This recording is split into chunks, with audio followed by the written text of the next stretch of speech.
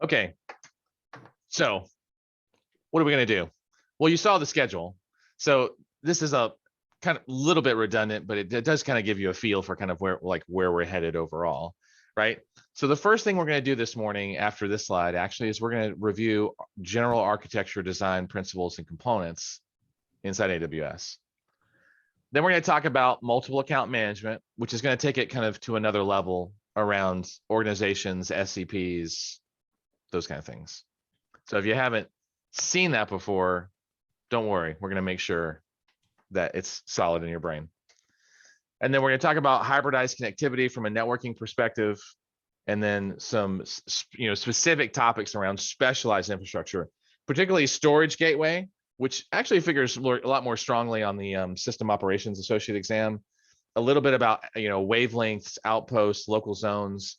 These are relatively new concepts. Like local zones, just to give you a little preview, are basically availability zones that are not inside of a region. Let that sink in for a second. It's like, what? Amazon's got like 9 of these, and I think they've grown to, they're going to be like 18 by the time in the end of the year.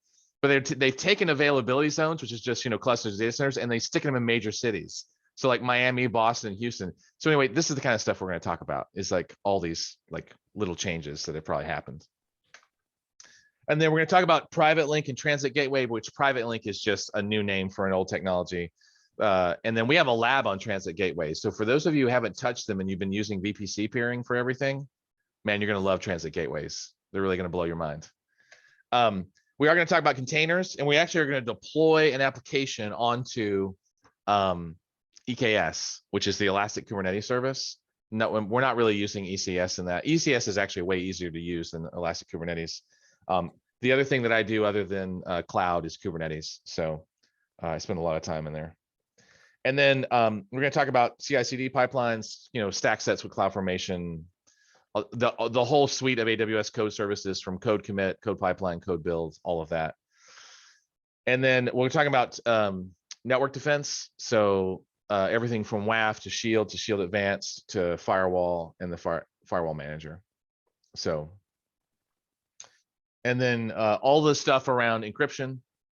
So, all the key management systems. ACM is oddly enough not here, so the certificate manager is not here. I don't know why. I actually sent them an email and was like, hey, how come we don't have ACM in here?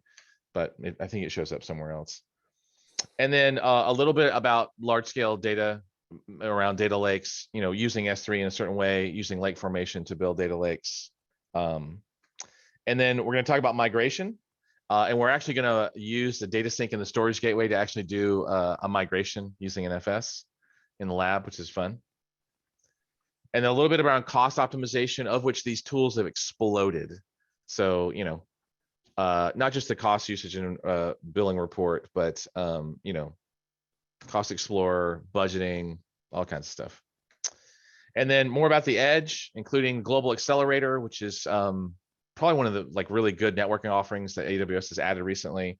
And then CloudFront, and of course Lambda at Edge, which is really just pushing compute towards the edge locations, which now allows you to do things like process logins and stuff at the edge instead of having to go back to core. And then the last thing is that there are labs inside of your course. Just know that the Amazon AWS now for all their courses is adding what's called a online class supplement. And so what's happening is that you're now pretty much get videos and other associated material with the course in their new training site called Skill Builder. I'm going to cover all that with you kind of like towards the end of today, but you have access to an online class supplement that includes a bunch of projects if you need to be hands-on to drive things deeper. That might be something that you look at after you take your exams, but if you need to drive a concept in, it might be something you look at sooner. So I'm going to skim that so you can see it. And that's all they've ever asked us to do, actually, is just make sure you're aware of it. So if you need it to drive a concept deeper for the exam, you have it available to you, but then you can look at it afterwards as well. So that's what we're doing. The way we have it set up, it is pretty much a lab a day. So, and that's what we're going to be covering for the next 13 modules, technically. Questions? So again, another question related to the exam itself. How much of it is like use case and scenario based versus how much of it is like conceptual? Pretty much all of it is scenario and use based, right? It's not, I mean, these questions are paragraphs. So when we go over the practice exams later in Tutorials Dojo, you're going to see exactly, because John bonds as a photographic memory, but he works with Amazon to make sure that he doesn't violate their constraints. So you're going to see questions that are almost going to be pretty close to what's out there, right? So I'll be able to answer that and give you an example in more detail, but almost all of them are scenario based. They're like paragraphs. So, and we'll talk about the details of the exam as far as like its length, you know, the number of questions, and we'll give you a taste of like what you're going to need to focus on when you take it, Gaurav. So we'll make sure.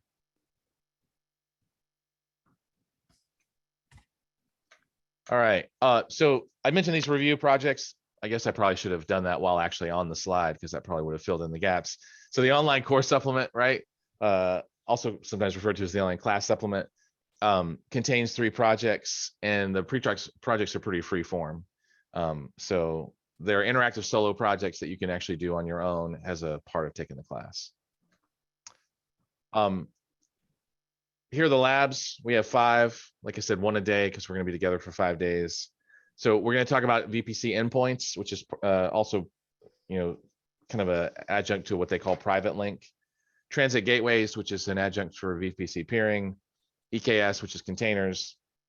Data lake with AWS lake formation, which is, you know, their kind of tool for creating data lakes. And then, you know, data sync and storage gateway, which storage gateway has been around for a long time. Data sync is a little younger. But basically, how do we move data around? Like, how do we do migrations? So, one thing also to know is that the structure of this is that they've tried to get a little bit more business oriented. So it's a little less like just pure engineering geeky. I'm not going to spend a lot of time on that, just so I can be upfront about it. Like I might read them just so you're aware of the potential business case, because I mean, frankly, we do all work as consultants, right? But just know that this isn't going to be super helpful for you for the exam, but it's a way of them framing it up so you understand, like, hey, this is what the project needs. Here's the user challenges that they're trying to solve, right? Here's the solutions that we're going to research, and then we're going to review your research, right? Hey, good morning, Cordero. How's it going? Good morning, Michael and class. It's a great morning out here. Beautiful skies. Cordero is one of my compadres over at Web8 Solutions. So, and I think you're the mastermind who kind of helped facilitate all this. Is that correct? Well, behind the scenes with Greg, but glad to meet everybody. Gaurav, I know you're on. I posted my email address and phone number. I mean, you're in great hands. Michael is our absolute premier AWS instructor, so I know you guys are going to enjoy yourselves this week. But in the event there's any follow-on questions or issues, you can always reach out to me, give me a phone call. I'm here to help. Yep. Thank you, Cordero. We appreciate that. Excellent. Thanks, Cordero. All right, couple things here. These links are wrong. Don't worry. I'll cover this with you when we actually get to the lab section. The online course supplement, though, that's accurate. So if you don't already have access to your student guide, you might want to go ahead and either screenshot that or grab it with your phone. But that's the QR code that will literally get you straight into Skill Builder. And I'll post a link up here for it in just a bit. So I am known for being a little snarky about AWS, because even though I am an AAI and I do enjoy AWS, I also enjoy the other cloud providers as well. So, you know, I don't know that I've ever offended anybody in my career, but just to let you know is that we are going to be having some fun, because sometimes when we get to these slides, they feel like marketing speak. And so I'm either going to skip those slides or make a little bit of fun of them and move on to the actual weighty engineering material that we probably need in order to pass the exam. So just know that we are going to have fun. And like I said, I highly welcome questions. So feel free to ask me questions at any point in time. All right, there's our overall. That's what we're doing. Any questions while I transition to the next set? Michael, can you confirm the overall schedule? Like what is the schedule we'll follow every day? Like specifically the breaks so that people can time it accordingly. Yes. So let's see. Right now it's about 9:30. So we'll probably take our first break around 11 o'clock or so, depending on our pacing. It could be closer to 11:30. And then we'll go for another hour and a half from 11:30 to about 1, maybe 1:30. We'll definitely stop at 1:30. So just so we're clear, we're definitely stopping at 1:30.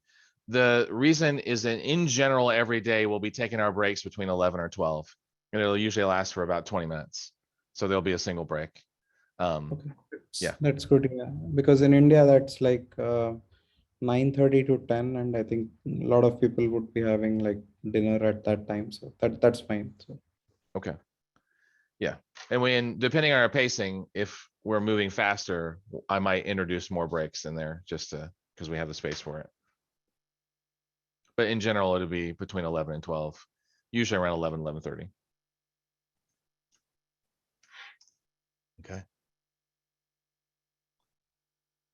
Let's do a review of some architecting concepts. Might be useful to actually, oh, this might be a good time actually, since we're going to roll into this, is to talk about Quick Labs. So you are going to be going to a URL called webage.quicklabs.com.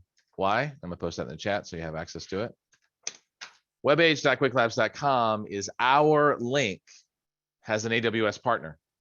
So this is where we're going to be actually for doing all the labs. Now for you, it's going to look slightly different because you're probably going to see a thing that's called learnings, but I actually have a classroom link because obviously I'm managing the classroom. And in that classroom is the link for advanced architecting on AWS. Now, hold on just one second. You will have access to these labs until February 2nd. You can actually run them 2 or 3 times if you're like someone who wants to like run it multiple times. The main thing I'm doing right now, by the way, is just making sure that we have pre-warmed labs, because if we don't, that could cause some problems actually. So let's do this. Good. Okay, so if right now I would ask that you go ahead and get logged in. Once you're logged in, you should see a thing that says My Learnings. When you click on that, it'll show the Advanced Architecting class. Now, I'm going to pre-warm the labs so that you don't have to wait for provisioning. Just know that if you do the labs by yourself, you are actually going to have to wait a few minutes. Sometimes it can be up to 15 to 20 minutes waiting for the labs to warm up, right? So it doesn't count against your total time, but just be aware that if you're doing it outside of class, I'm actually pre-warming the labs so you don't have to wait, but you might have to wait if you decide to do the labs outside of this. I'm going to activate all the labs by the end of the day. So if you want and you have time to do so and you feel like it'll be useful for you to pass the exam, you could actually run through these labs ahead of time if you want to. I would recommend that you not do them more than once, because then you won't be able to do them with us in class because you'll lose access. Be very careful, by the way, if you're in the labs. The way this typically works is that when you take a lab, you're going to come in here and open the lab up, and then this is going to be the screen where you actually like take the lab in question. You're going to hit the Start Lab button, which I'll do in a minute after everything is finished provisioning. And then what will happen is that it's going to give you your own AWS account just for the duration of this lab. And that timer is going to start decrementing. When that timer hits 0, by the way, that AWS account is going to get deleted, or you're going to get logged out of it, and all the resources are going to be deleted. So for all intents and purposes, you're going to lose access to that AWS account. So if you start a lab, make sure that you finish it, because you're going to lose the time if you walk away from it.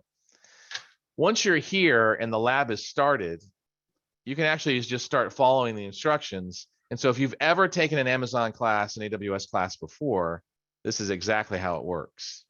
So the login for this course, because I see that Saif is asking, is that all of you have been registered using your MTX email addresses.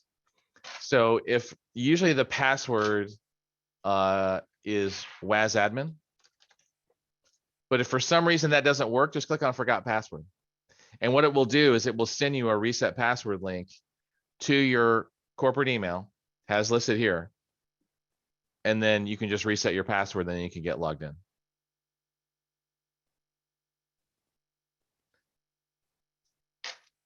And I think everyone's listed here. Let's see. Yep. Andrew. Yep. Sierra Saif. Yeah.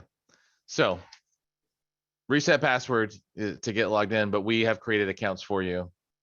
And so you should now be able to log in. So one question, Michael, when we log in, should we expect to see these courses in the catalog? Because I don't see anything. No, what will happen is that you'll see something slightly different. You'll see a section that says My Learning, right? Under like class, it's just like My Learnings or Classrooms. I actually haven't seen it before, honestly, for the students. And then underneath My Learnings, it'll have your actual course listing. I see. Are you seeing that? Yes, I'm able to see that. Okay. Now, the catalog is actually generally available for people who are logging in, but unfortunately, it costs credits, which is about $1 a credit. So you'd have to purchase them, right?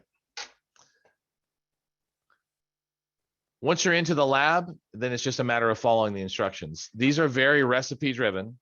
And so I encourage you as you're doing it to make sure you really understand what you're looking at inside the console. Because as we get to lab 1, I'm going to walk through the labs in detail. But just know that as you're creating a private route table and modifying the route table, think about exactly what you're doing, right? Why are we modifying the route table? You can ask me questions in the lab, right? Why are we creating a VPC endpoint? What's the purpose of having the endpoint in place? Like, what is it there for?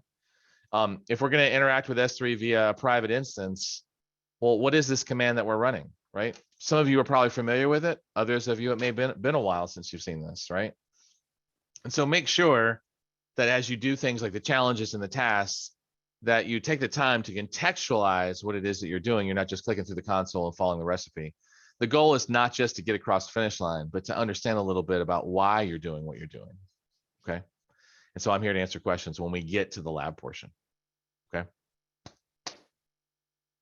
All right, so at this point, is there anybody who is not logged in to webage.quicklabs.com?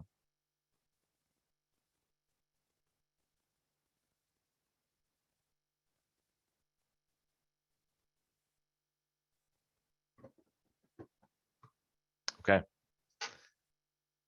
Excellent.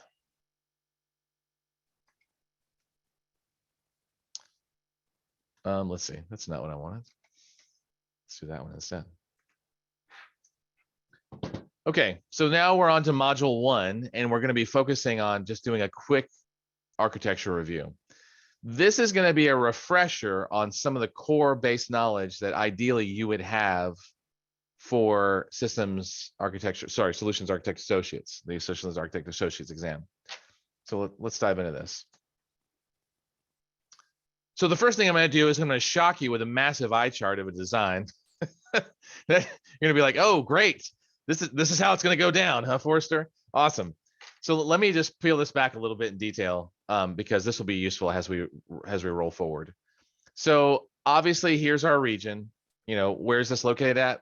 I don't know. We could US East 1. We could call it Virginia. We could do Ohio. It doesn't matter, right? And then obviously, here's a VPC, right, which is our kind of networking pie, and we've assigned some, IP information to that, right? We've given it an IP range. Usually one of what we call the RFC 1918 private addresses. So it's either a 10 address, a 192.168, or it's a 172.16 to 172.31, right? So, and so we've created a VPC pie. In that pie, that networking pie, I know I'm referring to it as a pie, just follow my analogy, right? We've created a public subnet, an app subnet, and a data subnet. Now, the reason they're different colors is like someone explained to me, like, why is the front one green and why are the other two blue? Presumably the green are public and the blue are private. Right. Well, it's funny because you're right. They declare that the greens are public, but they don't really tell you why the other ones are blue. They just say, hey, here's an app subnet and here's a DB subnet, right? which of course, to your point, is that they're private. Notice, by the way, when we look at this, we've got an internet gateway that's attached over here to this VPC, which, you know, as everyone knows, is the egress and ingress for that VPC to get out to the internet and for the internet to get in, right? Now that's a virtual device. And you notice there's only one attached to the VPC because it's really actually a virtual device, which means there's actually a bunch of devices underneath it. It's really a virtual endpoint, right? And so that's how internet traversal happens. Now notice that traffic from a user is actually being resolved through DNS. And then it's being redirected, in this case, to CloudFront. In a word, if you had to describe CloudFront as an industry technology, what would you call CloudFront? What would we say CloudFront is exactly? Good. Good. Yeah, perfect. It's a content distribution network, right? And so, you know, Akamai, Cloudflare, Fastly, you know, there's a bunch of them. Now, then what's happening is that the user's getting directed to a CloudFront distribution. By the way, where are those CloudFront servers at? If they're not in the VPC and they're not in a region, where are they living at?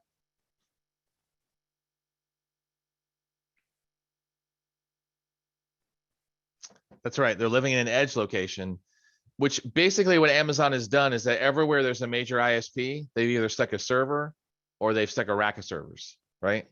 Which is an interesting thought, which means they've gone and talked to Xfinity and Comcast. They've talked to AT&T, you know, and in every country they've gone through and said, okay, where's the major ISPs? Let's stick a caching server there, right? Which is pretty smart. And yes, we do refer to them, Shyam, as points of presence as well as POPs.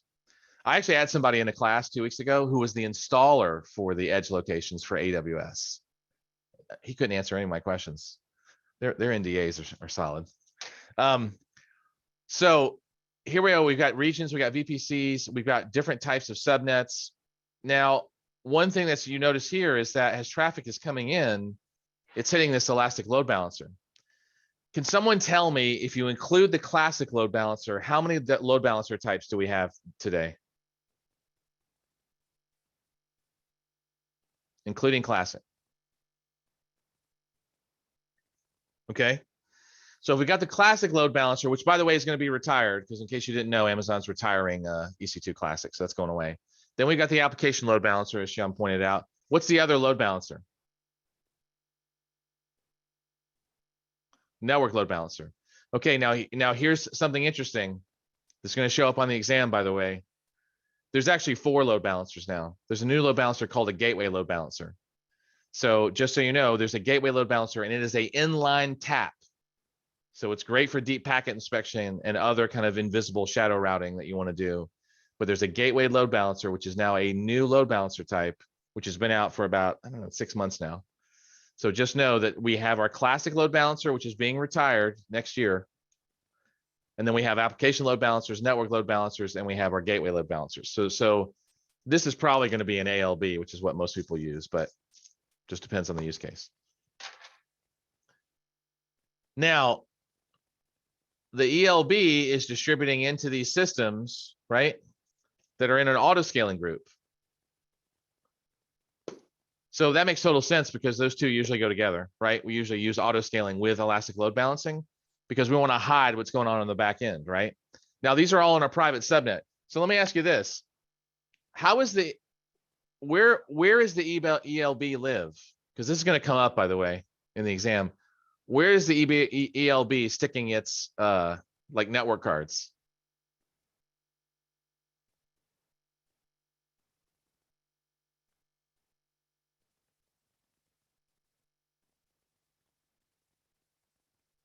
So just so you're aware, the ELB actually, since it's receiving internet traffic and is routing right to the back end, it has to have them basically in an AWS VPC. So it has them privately in there as well, but it also has NICs in the customer's VPC, right? Because it's talking to the customer traffic. So just know that the ELB is kind of straddling a couple of worlds there as far as like how it's routing traffic. In addition, once traffic hits the app servers, it's coming over here and it says memcached. what's the official name for that service? It's not called Memcached. What's it called?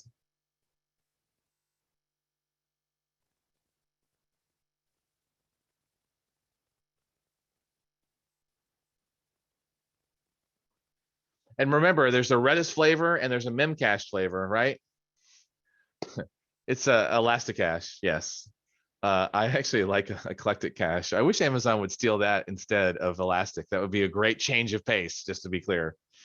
So Memcache and Redis are the two flavors of caching that we could run here in the data subnet.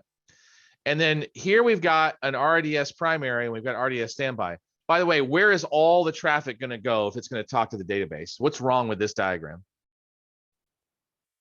There's something actually fundamentally wrong with this diagram. What's wrong with it in relation to that RDS database? Does it not have a connection to it? Yeah, so what's interesting is that, see how there's a little link here? Yeah. That doesn't happen, by the way. No. Amazon doesn't allow that to happen. You know why? Because if you slow the standby down, guess what happens?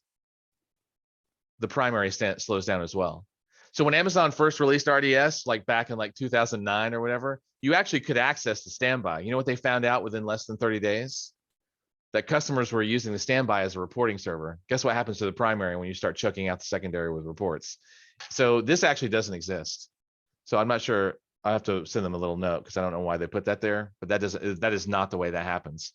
What actually is going to happen instead is that these servers are actually going to be talking over here, right? Because that's where the primary is at. You can't talk to the secondary when it's a multi-AZ setup. So just FYI. Okay, now notice that we've got two sets of systems in two different availability zones, right? We can see it. So our traffic's flowing through two availability zones. Now there's a service here that is sharing files with all of the app servers, right? Called EFS. And we notice that it's going across actually the entire like VPC, right? If those app servers were Windows boxes, what's the other service we would use instead of EFS? Because EFS is NFS version 4.1, so that's Linux, right? So if we were running Windows boxes, because obviously we're running Linux boxes here, we wouldn't be using EFS for this. What would we be using instead? Is it like NFS or SMB? Right. What's the name of the SMB service inside of AWS?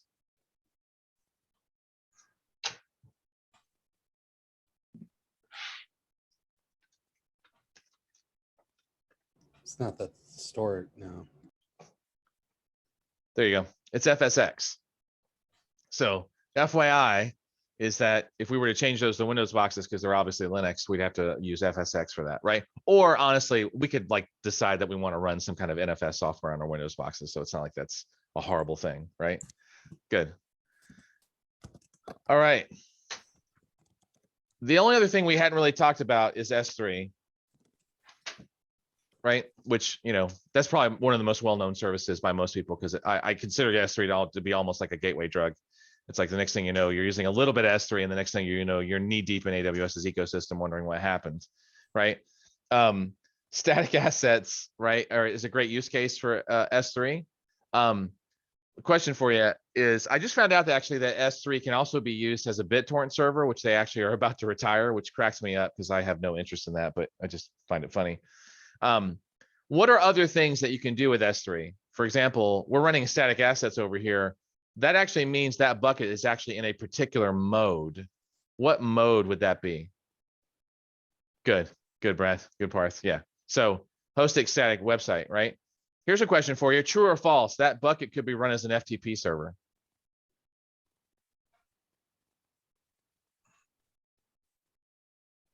I know, strange, isn't it? This comes up on occasion. So the S3 bucket can be used actually as an FTP server. So they actually released that. It is SFTP, or it's like FTP over TLS. I think that's what they're doing it now.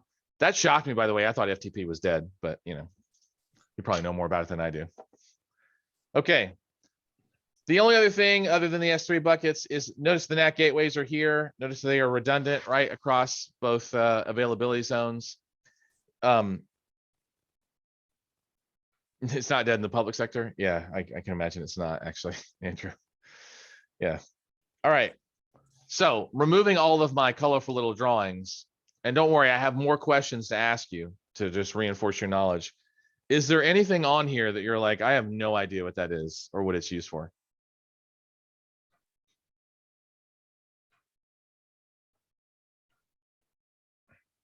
Okay. Let's talk then about the official review, not just the informal one that I just gave. All right, so here we've got a VPC, right? So then here's the question. True or false, can a VPC span multiple regions?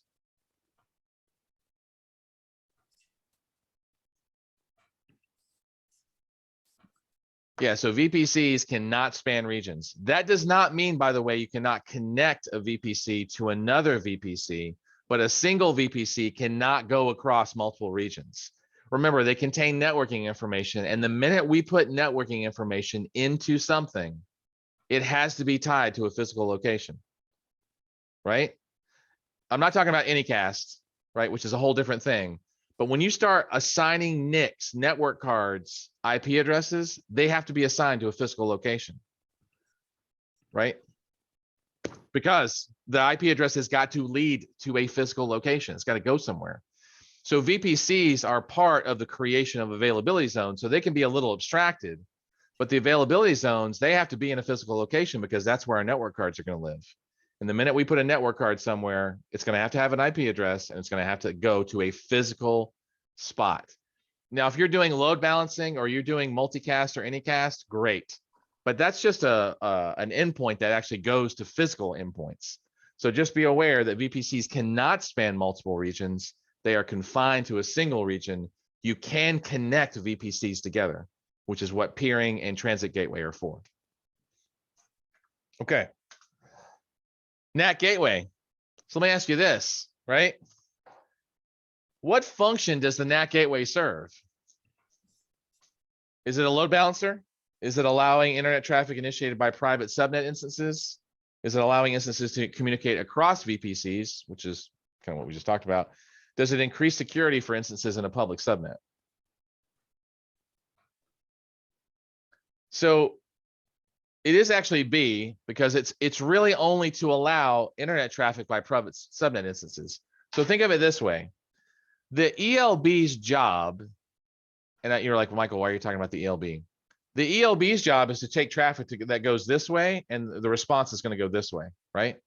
And NAT gateway's job is to take traffic that goes this way out to the internet, and it's to accept responses that come back to it. But neither one is supposed to allow initiated traffic in the opposite direction. To be clear about that, the app servers are not going to initiate an outbound connection through the ELB. They're going to initiate through the NAT gateway. Someone coming in from the internet is not going to initiate a connection to the NAT gateway. They're going to talk to the ELB, right? So remember, these are one-way streets in terms of initiation, but bi-directional in terms of traffic. Yeah, so app server's external web API call to bring MAC service goes via the NAT gateway. Exactly, right? So if they're initiating the connection, they have to go through the NAT gateway. If they're receiving the connection, it's going to come from the load balancer. Yeah, good. All right, other question. Valid targets for an application load balancer. So remember, the ALB is the most sophisticated of the now 4 load balancers that we have in terms of being able to read the pathing data, right? So it actually reads the targets and the payload to a certain degree. So what are valid targets for an application load balancer?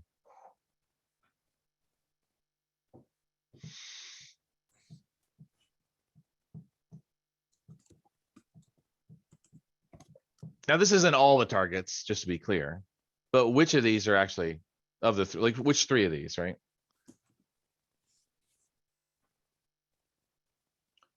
So we know, by the way, a virtual machine is a valid target, but that's not on the list, right? So now we have ECS containers, which also, by the way, EKS containers could be valid as well. A Lambda function, which that's one of the hallmarks of using an ALB. Although you might be looking at an API gateway at that point also. And then just a raw IP address, right? If you're going to like a specific EIP in this particular case. So A, B, and C are definitely right. A VPN connection definitely is not a valid target. But, you know, depending if you're going after IP addresses, you might be able to jury rig that. Okay. Auto scaling launch configuration settings. Okay. So if we're setting up either a launch template or a launch configuration for a system for an auto scaling group, which of these three are actually valid configuration settings?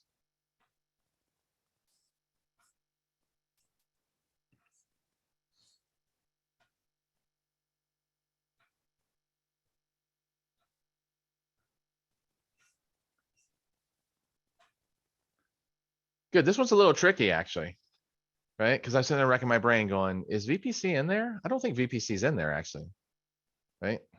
And that's actually true, right? Is VPC is not in there, actually. Instance type is there, user data, obviously, AMI ID, everything related to the launching of the instance, but its location is actually specified somewhere else. Okay. So then we're talking about caching. So we're moving past the kind of more networking pieces and we're talking about where to cache. So out of these, which of these are actually used for caching? You're gonna select 3. Now they made this a little easy. Because if you can eliminate one of these, then you can probably figure out what the rest of them are, right? And one of them clearly stands out as not being a caching mechanism. So kind of like what really kind of softballed that up there, actually, Amazon. So we know for a fact, I mean, we just talked about CloudFront as being a content delivery network, so which is really just a caching mechanism. And it's literally in an edge location, which is also a caching mechanism. Elasticache, I mean, it has it in the name, right? Most people don't know about DAX. Does anyone know what, like, from a time perspective, how DAX shifts DynamoDB if you put it in front of that DynamoDB table? Does anyone know the time difference as far as seconds, milliseconds, or microseconds?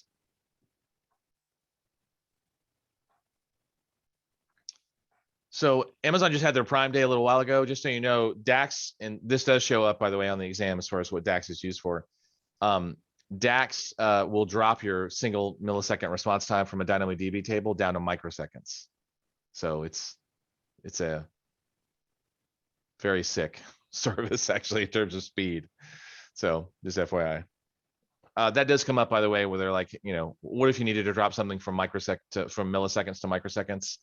That's a scenario where DAX might get included, right? Because it will actually, that's the only way you can get a DynamoDB table to drop to microsecond response times. On both the read and the write. No, just the read. Yep. Yeah. Oh God, wouldn't that be amazing if it was writes as well? That would be really crazy. No, it's just reads. All right.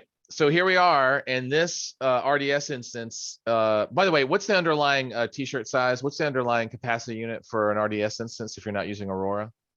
What does it use? Because it's not like DynamoDB. DynamoDB has write capacity units and read capacity units. What does RDS use for its capacity delineator, like its capacity unit, when you launch a MySQL database? How do you size it? I observed. That's disk, which is not a bad way to go, but not exactly what I'm talking about. Part that I think you hit it on the head. It's an EC2 instance, actually. So there's a website I want to show you just really quick. This is going to be useful just in terms of if you ever have to dig things up. It's called ec2instances.info. It got renamed because a company called Vantage just bought it recently. If you ever need to see the sizes for EC2 or RDS in real time and you're looking for a specific number of CPUs or whatever, this scrapes Amazon's site in real time. When I say real time, it's probably like every 5 or 10 minutes. And then there's an RDS tab here. And if you click on this, it'll show you the t-shirt sizes of the RDS instances that are available inside of RDS. Notice that these are all based on sizes that are over on the EC2 side of things. The only difference is that obviously once you launch these, you can't log into them because there's only 3 services that allow you to log into the operating system: EC2, EMR, which uses EC2, and the anything that basically uses EC2. Actually, there's only 2 services now. They retired one of them. So EC2 and EMR. So just in case you need that, I'm going to post that into chat so you can have it. That's less about the exam and more about you just having access to information when you need it. Okay. Okay, so RDS uses EC2 t-shirt sizes. So we know we have actually 2 equivalent EC2 instances running underneath it that you can't log into. But this isn't a multi-AZ setup, right? So what happens if the primary fails, right? That's really the question. What happens like in relation to the primaries and secondaries, and what happens to DNS? That'd be a good question. This comes up in the exam.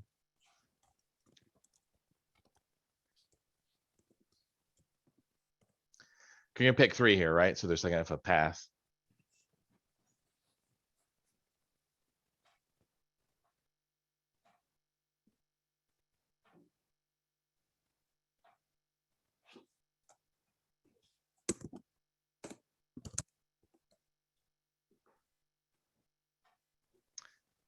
Yeah, so what happens is the DNS name is changed, right? So the primary, let's say the primary like gets hung or fails for whatever reason.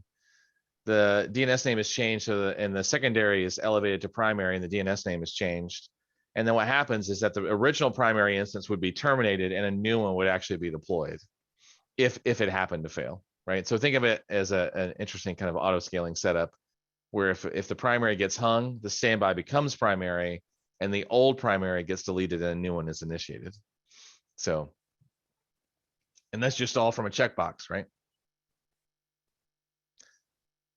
Bonus question. What are the 5 flavors of RDS that you can run other than Aurora? What are the 5 database types you can run inside RDS? This shows up on the exam.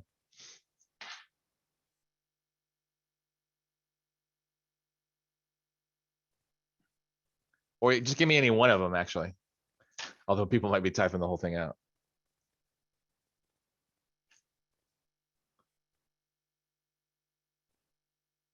Good. So I see Postgres, MySQL, Oracle, MS SQL, and MySQL. Sorry, I already said MySQL. We're missing one. It's a clone of MySQL back when everyone thought Oracle was going to wreck it. Yeah, there you go. Good. Good. Yeah. So back when we thought Oracle was going to wreck everything, so they forked MariaDB. By the way, just to mention this before we move on to the next thing, Aurora can use EC2 t-shirt sizes. Does anyone know also the new deployment mode for Aurora? Because this has come up. This actually showed up in my Solutions Architect Professional exam. So for example, Aurora runs either MySQL or Postgres, right? Because it's compatible to those 2 database flavors. Aurora being a subset of RDS, right?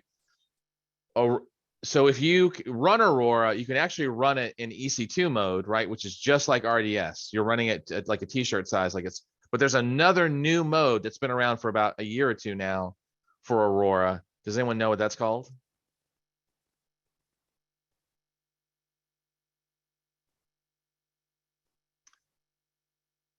So the other mode is called serverless. Yeah, good, Parth. Yeah, that's how you put it in. So just know that you can not only run Aurora in the traditional EC2 model, you can also run it serverless. Version 1 was horrible. Version 2 is awesome, right? So version 2 is now the standard. It's been out for like, I want to say 6 months now. Version 2, it looks like they pretty much containerized it. So they run it like a Lambda. And so, but they have like almost none of the cold start issues that we ran into before with version 1. So just be aware that Aurora can run in serverless mode, which is the cheapest way to run it, or it can run in EC2 mode. So you've got 2 options now. The reason this comes up is because in serverless mode, you only pay when you run a transaction and for the data you store. So as you can imagine, the serverless mode is incredibly cheap compared to running an EC2 instance 24/7, right? Because that's what RDS does. So just, be aware I think in my question, it was like, what is the most cost-effective option for running Aurora for, you know, it was like a non-production database. And I was like, oh my God, they have serverless version 2 on here. So just be aware of that. Okay. Okay, so you may be aware there's 6 storage classes inside of S3, right? There's Glacier, there's the infrequent access tier, there's the standard S3 tier, and then there's intelligent tiering, right? So question here is that which of the S3 features, right, will automatically change data storage tiers? So not necessarily the storage classes. I just mentioned that just in passing, but which of these features would allow you to automatically move it between storage classes based on rules? Good. So just know that inside S3 now they have lifecycle configuration rules that you can just set up for every single bucket and every single object, right? But be aware that there are 6 tiers. There's actually now 2 Glacier tiers. So there's Glacier and there's Glacier Deep Archive. So just know that there's now 2 archival modes. Deep Archive, by the way, is 1/24th of the cost of standard S3. So if you pull up the simple monthly calculator and put a terabyte into S3 and a terabyte into Deep Archive, you'll see that S3 is about $23.54 in US East 1. It's $1 in Deep Archive. So, you know, just keep that in mind. Hold on a second.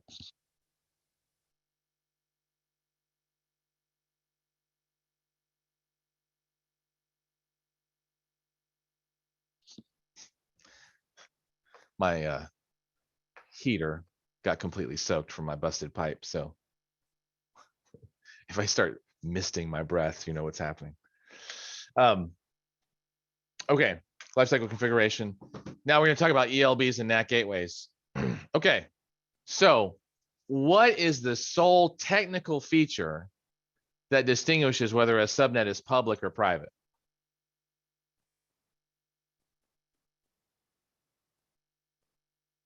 What do I have to modify to make a subnet, change it from a public subnet to a private subnet?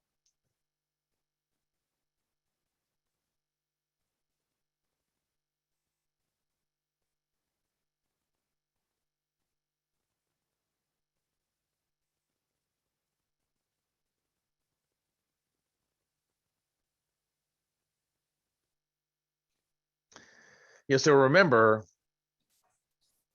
oh, sorry, if you're gonna say something. No, I think it's really a trick question because like a public subnet to work, it should have a non-local traffic going to internet gateway, right? But Right. the A is true for private subnet to be working as well. Right, but you answered your question is that isn't on a private subnet. Yeah. So that's the distinction, right? Is that that subnet would be private, so it's not a public subnet. Yeah. Yeah. So then D would be the only answer, right? Because if it's routing to a NAT gateway, that means it's a private subnet. But if it can get to the internet directly and the internet can get to it, barring any firewalls, of course, that's a public subnet. And the only thing you change to make that happen is obviously just make sure there's a default route that says, hey, if you're not local traffic, go over to the internet gateway.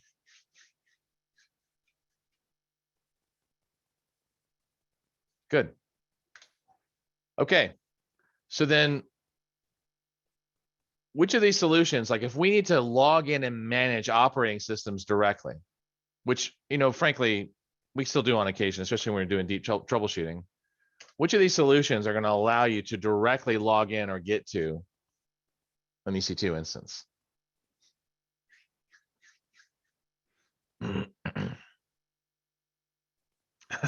Yes, I was thinking the same thing. I was like, really, Kerberos? That's what you're going to stick out there? That's going to be the option, right?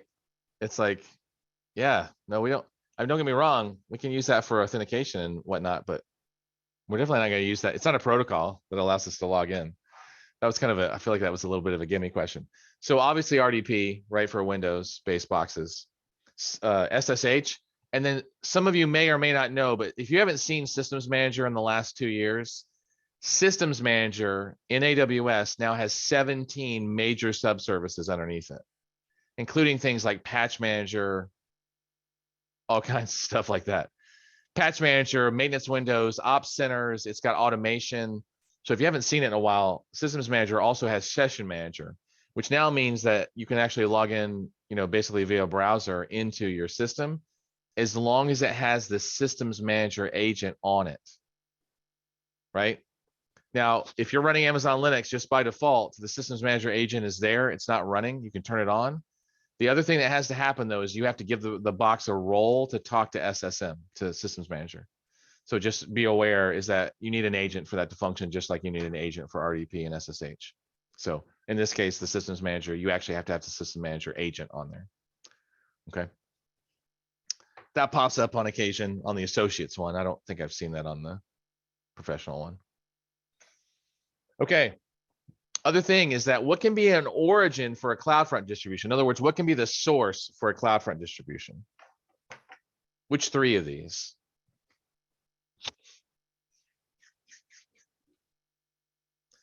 This is important to know because Amazon's going to challenge your knowledge about what is actually going to work with on-premise solutions and which ones they're not going to work with on-premise solutions. So I kind of just gave you the answer to at least one of those, right? But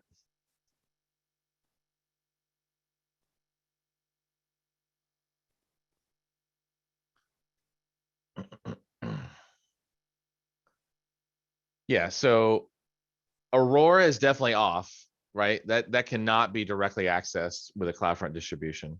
Why? Because Amazon's not going to enable you to directly share a database with the internet. Nobody wants to do that. We see that enough in the news, right? So Aurora is not going to be an option, right?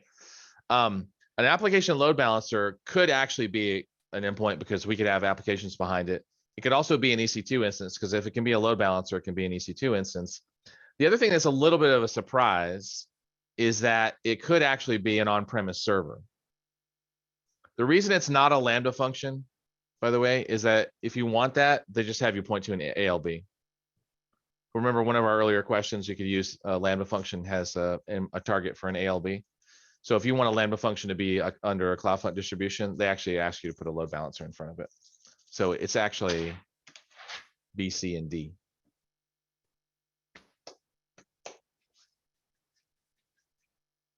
Okay.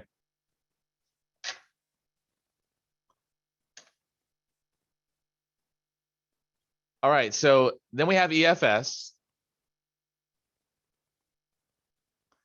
So EFS obviously is sharing a file system using NFS 4.1 out with, anything that has a Linux operating system, or let's say the NFS client software, because Windows could actually do it actually, if you enable that. But by default, this is really built for Linux. So which of the following cannot access an EFS file system? Which of these cannot actually mount that? And there's only one.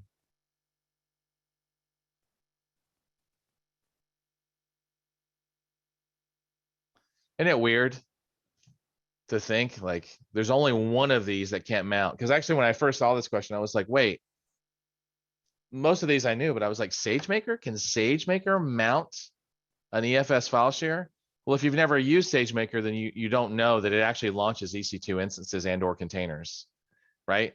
And so therefore, if you know that SageMaker launches containers and or EC2 instances, then you know actually it can actually mount EFS, right?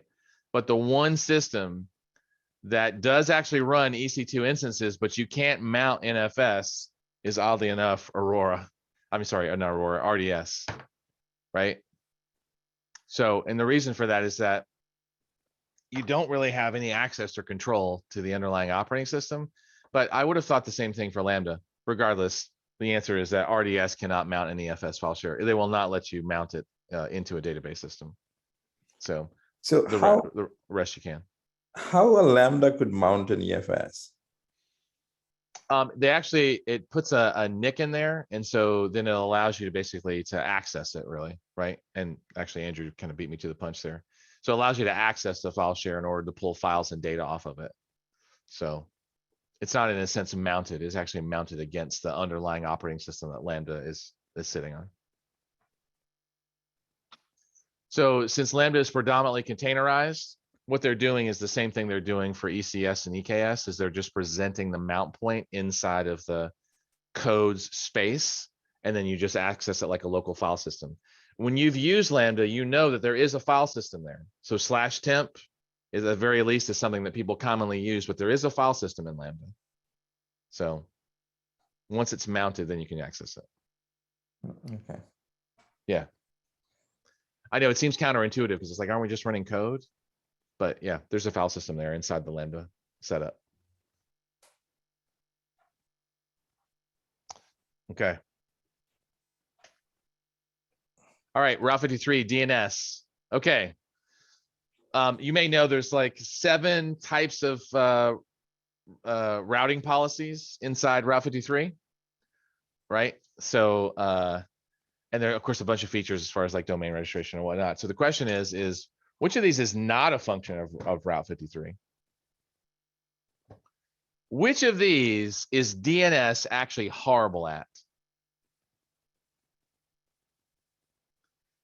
So DNS is actually not great at load balancing. They're great. It's great at traffic direction, right? Because of the resolution.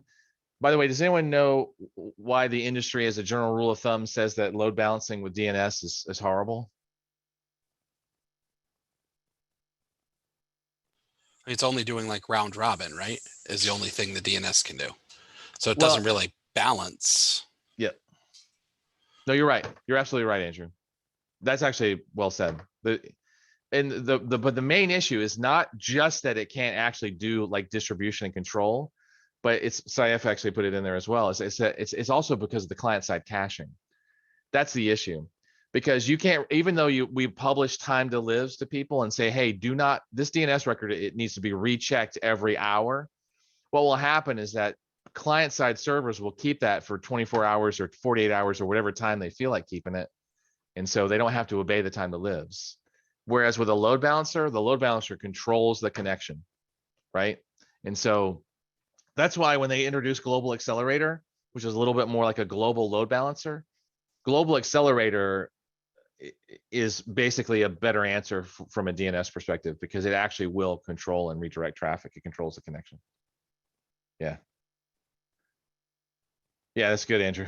You don't just, you can't just shift refresh and hope and pray. That's actually true. I've run so many web-based companies where client-side caching, like on the browser or whatever, was just a huge issue, or even at the ISP level. All right, so load balancing within a VPC, not a function of Route 53. Okay. If we wanted to make sure that these app servers did not have to go across the internet to talk to this S3 bucket, how can we make it so a private subnet instance can access an S3 bucket without an internet gateway?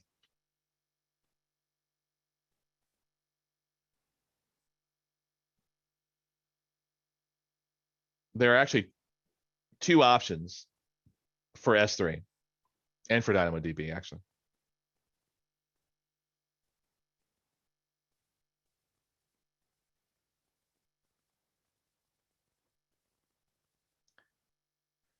Yeah, so oddly enough, the VPC gateway endpoint and the VPC interface endpoint, those are the 2 options to connect to S3 and to DynamoDB. Just to say this, gateway endpoints, if memory serves, are only available for S3 and for DynamoDB. Interface endpoints, I believe, cover every other service that if you want to basically not run across the internet to access the API. So you might say, well, why would you do that? Well, it's a way for you to have them in private subnets, and you don't have to use NAT gateways, and you don't have to necessarily go out to the internet. You just keep everything private. You actually hit, and this is true for interface endpoints, not for gateway endpoints, but you actually hit a NIC. And that NIC will like give you access to the public API through a private subnet. So in this particular case, it's actually C and D. Unfortunately, you can't use a VPN connection to hook just to a public API. You still have to come in through a public interface, and then modifying the S3 bucket policy unfortunately won't help. But this allows the gateway endpoints. The gateway endpoint is actually a route table. whereas the interface endpoint is actually a NIC. And so you get a NIC kind of on a per service basis if you need to. And it literally grabs an IP address, and you can just hit that IP address in order to grab the information in question. So, and by the way, you can use NICs in other creative ways inside of AWS. I don't think I've seen this on the Pro Lab, so I'm not going to go into it too much, but in the Pro certification, but you can do interesting things with the network cards. Okay. We talked about a lot of stuff. What we're going to do next is we're actually going to roll into a lab to kind of reinforce the VPC endpoint thing. And just kind of in general, kind of get you re-familiar with the console and re-familiar with the concepts and re-familiar with S3. It's just going to think of this as like just getting reconnected, right? So we're actually going to do lab 1. Now, lab 1's general design is going to look like this, right? So VPC is going to be set up for you. Availability zone, all that's going to happen. You're going to have a private instance and a public instance. And then, you know, when we create a VPC, typically there's one and only one internet gateway that's attached to it. I don't even think you can add more than one internet gateway to a system. And then notice that there's an SSM endpoint and there's an S3 endpoint. So there's, in a sense, 2 kind of private endpoints that you're going to be creating, right? An interface endpoint and a gateway endpoint. Actually, these are both interface endpoints, if I remember correctly. And then there's going to be policies. So the cool thing about endpoints also is that you can attach different kind of access control policies to them. And by the way, the S3 endpoint is going to allow you to get access to the bucket or various buckets in different ways. So other thing to mention is that these endpoints, by the way, are virtual devices, meaning they are not single points of failure. So just like the internet gateway, which is also not a single point of failure. So having one is not a single point of failure in your design. These endpoints are not single points of failure. There are virtual NICs underneath them, multiples, right? So especially as you add more traffic to it, they may add more NICs to it as well. SSM, Systems Manager. I can't remember why, Brad, but early on, they made a gaffe with the name of Systems Manager, and it was like something Systems Manager. I don't even remember what it was, but they had to change it quickly because I don't know, it burned them somehow. I don't know if they violated copyright or something. That, you know, it could be. I have no idea, actually. So they changed it to SSM. Okay, so in order to do this lab, right, where you just look at the lab environment, interact with S3, create the VPC endpoint, interact with it via your private instance, and then add a VPC endpoint policy, you're actually going to go back to log in to webage.quicklabs.com, and your labs should be warmed up. So right now it's telling me that 11 labs are pre-warmed and ready. So you should have no provisioning wait time. When you go into My Learnings, click on this first lab and then open lab. You're going to click the Start Lab button and you're going to work that lab. So that's what we're going to do for the next maybe 45 minutes to an hour. I think in our original thing, I think we were allocating 45 minutes, but yeah, 45 minutes. So let's do that for the next 45 minutes. Do me a favor. When you are done with the lab, please go under Zoom, click on More if you don't see it, go to Reactions and click your green checkbox to let me know that you're done. You actually just saw it pop up on my screen, okay? That's the way I can just track and see who's done when, because if you're all done early, then we're gonna roll right into a lab. Or sorry, into lecture, okay? So that's what we're doing for the next 45 minutes. I'm not going anywhere. I'm gonna be sitting right here answering your questions. I might go grab a glass of water. Okay, let's get to it. We are doing lab 1.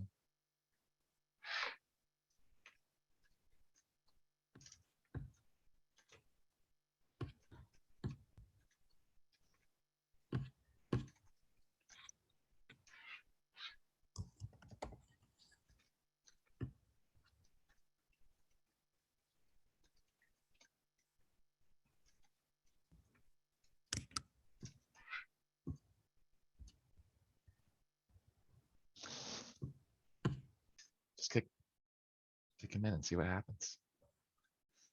All right. So we've done our architecting review. So now we're gonna move past that and let's talk about accounts. All right, so here's a question. I mean, I alone have like 10 accounts. How many AWS accounts does your company operate? Now, just kind of curious, as consultants, right? I mean, is that correct? By the way, you offer services to other people, right? 37, really? Is that accurate? Or is that like a Hitchhiker's Guide reference that I don't get? No, that's accurate. I counted this morning. Oh, you manage 37 accounts. Wow. Yeah, and to be fair, so I mean, there's management of 37 accounts. One's usually production, and the other one is it's like sandbox staging environment. And then we have a few other like purely private MTX sandboxes or demo environments. Yeah, so I have 5 organizations that I manage. And just in my demo account alone, I've got 1, 2, 3, 4, 5 accounts, right? So this is just my demo account, right? This isn't even like my actual stuff happens in legitimate like production usage account, right? So yeah, so I don't even know. I have to actually go take a look, but I think it's probably close to 25. So yeah. So okay. So Anguaro said 10 or fewer. Okay. Anybody else manage any accounts? Yeah, it used to be 10 or fewer until we hired Brad, and now I think it's all of a sudden a lot more because I think we have a proper release management team in place. So, but I remember, I mean, the administration duties, I had them, and Andrew was also on this training. He had them for a while, but now I think we are in a place where I think we may be able to scale and manage a lot more than what we've done in the past. Okay. Yeah, that happens. There tends to be a proliferation of accounts and then a leaning of accounts. When I walked in, I was the global architect for Honeywell for cloud containers a couple years back. When I walked in there, they had 600 accounts across just one of their 5 digital business units. And I was like, man, how are you guys managing that? And they're like, one at a time. I was like, oh no. Oh no, we need to talk actually. So yeah. So overall, if I remember correctly, Honeywell had pretty close to 2,000 accounts actually across the entire enterprise. So 2,000 accounts across 5 business units. So it was quite a bit. All right. Other question is, and this is kind of almost like a kind of test question, is that if you're gonna be in one account and assume a role in another account, how many policies do you need? IAM policies do you need in order to set that up?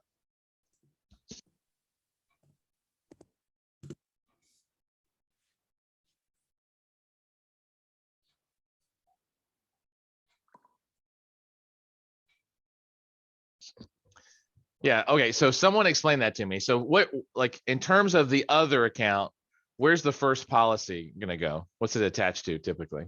Like account B, if you're connecting to account B. So account B needs to have a policy, have a role, like, a role that trusts account A, or account A's particular user or something like that. And Yeah. account A has to have a policy to be able to assume the role in account B.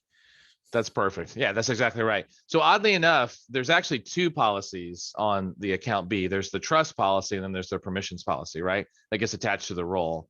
Most people just talk about the permissions policy, but say if you talked about the trust policy, which is great, because you need both, right? It's like, what can that role do in account B, and who has permissions to assume that role? Who's trusted for that, right? And then of course, as you said, in the account A, whoever's going to assume that role, there's a policy there, an IAM policy there that says, do you have the assume role policy? I'm sorry, permission for the role in question, right? So good. So two's the answer. And that's 2 total or 2 per account? No. So 1 in the account A and 1 in account B, because the trust policy actually is set up kind of more distinctly, and it's not really an IAM policy. It's specific to the role. Right.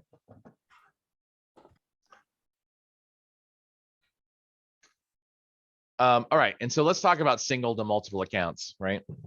I gotta tell you that this is really all over the SA Pro exam. It's a thing. They really are wanting to make sure everyone understands how to do account management and, you know, SCPs. And we even talk a little bit more about permission boundaries, which is a new thing that they've added at an account level, not at an organizations level. So notice here in this drawing, we've got a root kind of unit, which you actually saw just a minute ago when I was actually looking at my accounts, right? And notice I don't really, I have like a root unit here, and then I have a couple of like OUs that don't really have anything in the sandbox, but in the security one, I have my audit and log archives. You know, this is a standard setup for control tower. So notice that in this kind of setup, the root kind of base of the entire organization can have a whole like set of trickle down policies applied to it. But then you can create different organization units like prod, development, sandbox, UAT, QA. It could be based on project, like this is project A stuff. And then you could subdivide even further by production, whatever. But notice that there are member accounts in here, and at all levels, you can apply a policy, right? At all levels. So if you want to apply a service control policy at the root level, at the OU level, or at the member account level, that's up to you. And obviously policies can be applied to multiple sections. So there's no, you know, it's flexible. So what we're going to do is we're going to talk a little bit about some multi-account strategies, single sign-on, which is interesting and useful. And then of course, control tower, which actually you can actually see the setup in my demo account for control tower. Now the project call to action really is that they want you to, you know, be aware of these kind of business concerns around growth, acquisitions, single sign-on, and security and compliance. That's really what we're interested in. And really, the other thing that's kind of missing from this that organizations provides is that this kind of setup also provides consolidated billing. Like, don't forget, like, especially since we work for customers who have their own accounts, understanding the benefits of that cannot be understated, actually, especially if they've got, you know, like 600 accounts. You would be shocked at how much money Honeywell saved just in S3 alone. Once we consolidated them under organizations, it was $7 million in 2018, just from consolidating their accounts, right? For S3, just for S3 alone. We won't even talk about the other ones. So that's the main business drivers here to think about. Now, as far as user stories, you know, they've got a couple of different personas here that they're attending to with this. Is that one, they want to make sure that they have safeguards for governance and compliance. That's what the security auditor is saying on the lower left-hand side. In the upper middle, they're like, hey, we're doing a lot of prototyping. And so I don't want to have to keep passwords for 50 accounts, right? Or 600 accounts. If I'm the security auditor, can I just have one username and password and just switch as I need to? Right? It's very inefficient, right? To maintain that much username and database, you know, password databases. And then the last one is single sign-on, which is like, I got to log into 5 different things. And so every time I interrupt somebody's workflow to log into something, I basically disrupted their ability to deliver smoothly, cleanly, and efficiently. So single sign-on in the lower right-hand side for the application developer. Now, these are the solutions where we're going to talk about. So one, in terms of multi-account strategies, this is the one that we're concerned about, is that just keeping track of passwords for multiple accounts is really inefficient. So as you know already, without cross-account permissions, we have to maintain a user per account, which, you know, could be relatively trivial because we all have password managers now in some form or fashion, but it's still annoying to go in and type in AWS in your password manager and you get 600 different usernames or 50 different usernames. Then you got to scroll down, hopefully pick the right one. Is it the, I mean, I run into this and, you know, I only have like 25, right? And what ends up happening is then password expiration, you know, centralization of password complexity and policy and all that stuff needs to be managed. And the user's got to log in with a specific account with a specific username. So it just gets cumbersome. And so if you would go this way with cross-account permissions, then all we're really doing is managing the role. So we're eliminating the whole password and access and secret key problem, right? We're no longer having to manage credentials at this point, right? Because the role doesn't have any, right, authentication information with it, right? Roles don't have authentication. They have authorization information. What can I do? But they don't have authentication information. How do I verify who you are? right? Because once a role is set up and you've basically authorized someone in another account to use the role, that's not going to change unless the user goes away, right? And oddly enough, just to say this, we usually make it so that if someone is part of a group, they can then assume the role. That way, if a user leaves, you just take them out of the group, right? You're not sitting there and going in and messing with the role, because now they're associated with the group, they're not associated with the user, right? So just in terms of practices, that's a good practice. So notice here, right, that, you know, we're only got one user. So there could be 50 accounts with 50 roles. There's only one user that has to be managed here with authentication information. So, you know, this makes a lot of sense from that perspective. Does that make sense to everybody? Is there anybody that we want to clarify this with, dive into it a little bit more? I'm about to go through some scenarios. I just want to check and make sure this is clear. Okay. So the auditor, by the way, is one of the best, I think, use cases for this kind of thing. Imagine being an auditor, like in the use case I was just talking about, where you got 600 accounts in one business unit, and they're like, hey, we need you to go in and just put your eyeballs on everything. Well, first of all, that's impractical, but let's leave that aside for a second. Let's say they need to go out and scrape it somehow, right? Programmatically, right? But are you really going to give them 600 username and passwords? No. You're going to give them a single username and password. They're going to assume the roles out in all these accounts iteratively as they run their little Python program that's going to go through and scrape all the information that they need out of it. And so literally they're just going to be switching roles programmatically, because remember, role assumption can be done on any of the three ways that you access AWS: web console, CLI, or programmatically via SDKs. So you can assume a role on any of those three methods, right? So this allows the security auditor to get access to the accounts, but without all the headache of username and passwords.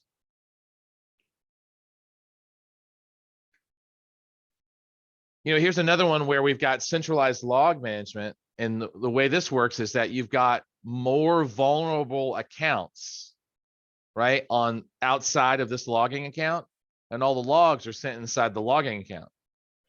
That way, the only people who have access to this logging account is literally people who should have access, but even the accounts who are sending the information can't touch it.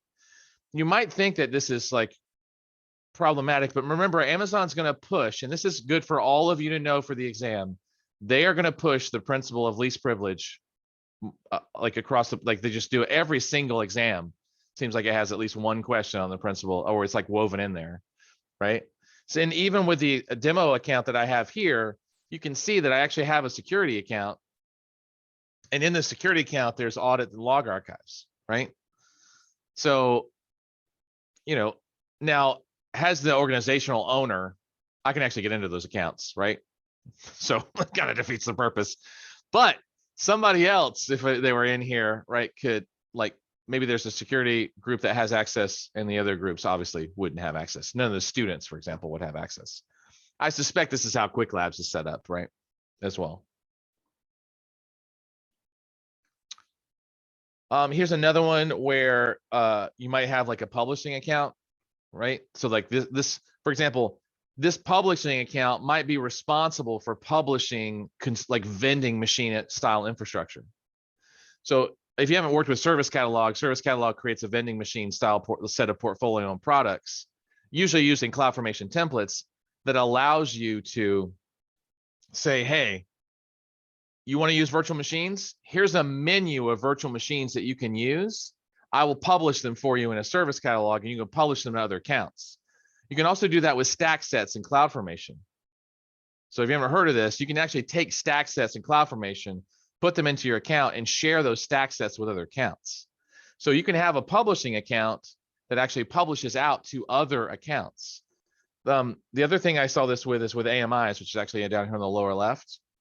We used to have a group that all they did was machine images using Packer, not the EC2 image builder. I don't know if you know this, by the way, the Amazon just published a new service about 8 months ago called the EC2 image builder, and it's hot garbage, but give it 6 months and it'll be amazing. So, so just use Packer for now if you're familiar with HashiCorp's tool. But AMIs, right, that's another like use case where you broadcast them out to a bunch of accounts. same with ARTs and Azure and damn it, I forgot what they're called inside of Google. What do they call, what are AMIs called inside of Google? The machine images? My brain just stopped working. Anyway, someone post it in chat if you remember. All right, so that's all organizations. And there's variance with control tower and landing zones, but we'll talk about that in a second. But what that does is that allows you to enforce governance and control around, how sub accounts are created. The reason, by the way, control tower is mentioned here is that it's an enhancement to organizations and that it makes single sign-on and vending machines easier on a per account basis. I was really resistant to using control tower, and I got to tell you that because I heard bad things about it. But then when I actually got in there and used it, it actually turned out to be pretty good. So, might want to kick the tires on it if you've been resistant. All right, so that was all AWS organizations.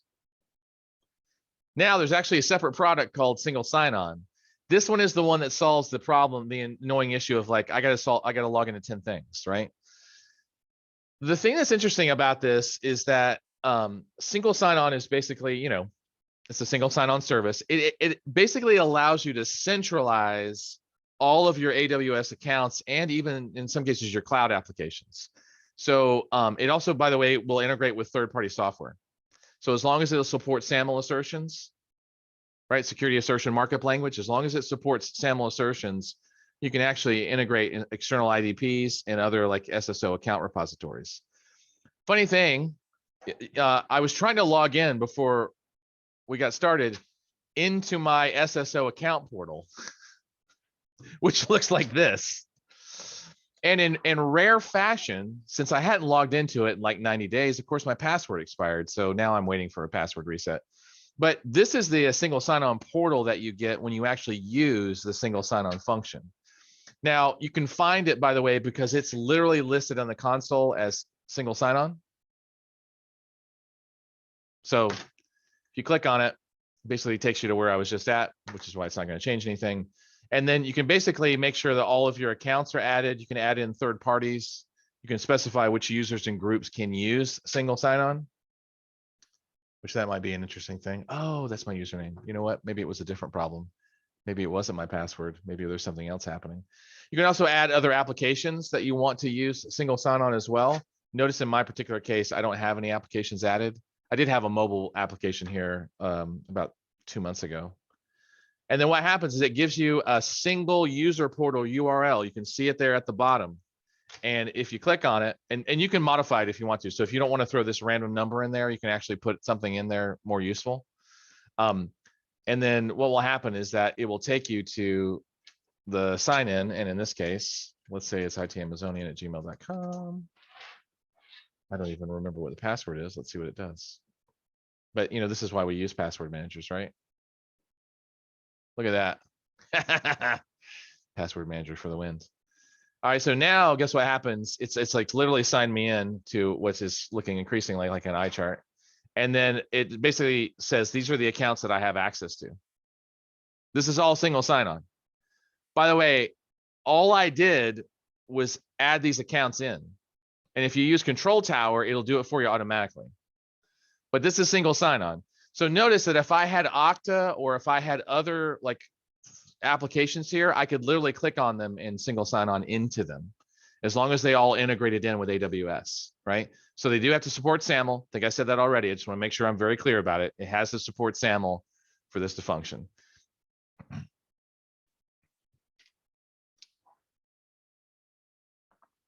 Let's see. Questions while I'm thinking. I mean, SSO has, I have thousands of questions on SSO, just because I'm looking at it for the first time. So I think I heard a few things. One is it free? Like for if an organization comes in who doesn't have an identity in cloud, like have like 200 or 2,000 users, is it really free? And is it really production ready for bringing identity from other sources and let's say put it back to some other things like Salesforce as a SAML authenticator? So as far as it being production ready, it's been out for quite a while. And usually when Amazon services hit the 18-month to 2-year mark, they're pretty rock solid. Now I say that, I actually have 2 customers using SSO and they've had no complaints.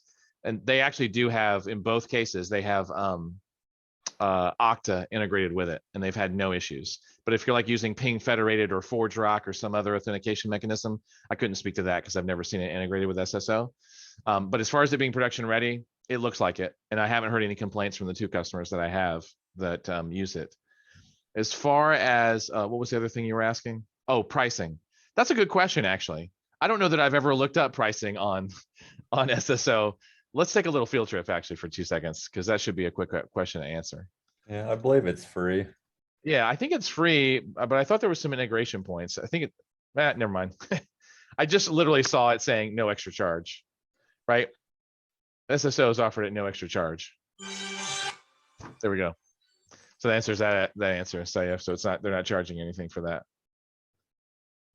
And I guess that would make sense because they don't charge for the use of IAM.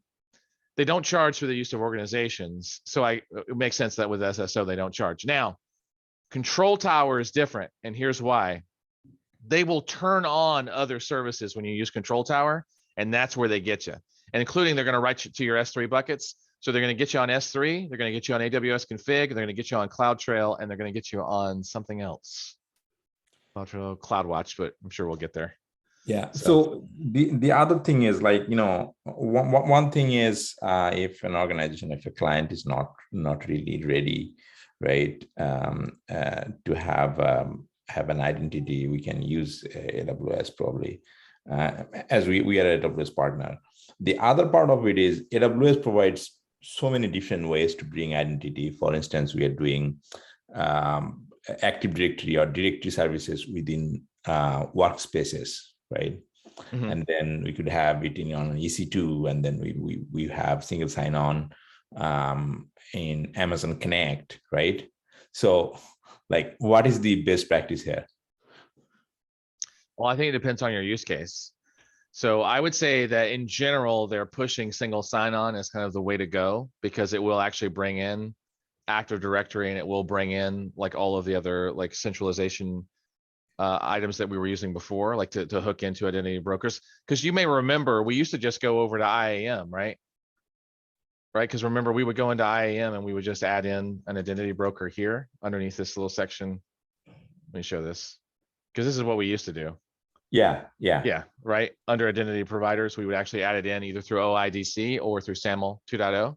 Yeah. And now what they're saying is don't do that. Use single sign-on, because kind of like transit gateway. So remember how with VPC peering, we would hook VPCs together, but we would like do it manually. What they're saying is that, no, let's move beyond that, because this is the old way of doing it. It's still here in case we need it. As a matter of fact, I'm shocked that I still actually have OIDC listed for Kubernetes. But what they're saying now is that we'll do that for you. Use single sign-on. We'll still actually use these spaces, but now everything can be centralized in more of a meta view. And we're not only just going to support like the traditional kind of IDP integrations, we'll support other AWS accounts, we'll support other AWS services, and we'll support a broader range of authenticators, right? As long as they support SAML. So SSO is considered to be like where everybody's headed now. But like, for example, in that where you're talking about just Active Directory, if you don't need anything else, then you could just use the Active Directory connector, right? But if you ever expect that to expand, then you probably will look at single sign-on. So I think it just depends on your particular use case. Some people, for example, are still using VPC peering because they're familiar with it and it's a lot more simple than running Transit Gateway. But Transit Gateway will scale better, but it's also a newer technology and people are less familiar. So I think the best delineator of which service you would use is your use case, but AWS is saying go for single sign-on as a service. Yeah, makes sense. You know, I hate to say that because it's like, I am now giving consultants the consultant's answer, which is, it depends, right? Sorry, I couldn't resist. But yeah, but you're right to ask, right? That's a problem, by the way, I find with AWS and even Azure that doesn't exist with Google, right? There's not 50 ways to do things in Google for the most part, right? Because Google's not trying to compete in that playing field, but with AWS, asking those questions is necessary because there are 5 or 6 different ways to do the same thing, right? Did you know there are 34 ways to run containers inside of AWS? Not all 34, probably. Yeah, it's crazy. Sorry, I didn't mean to cut you off, Saif. Are there other questions? Were there other questions there that I didn't answer?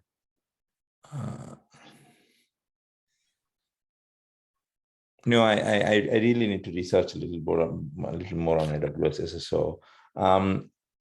In general, broader questions.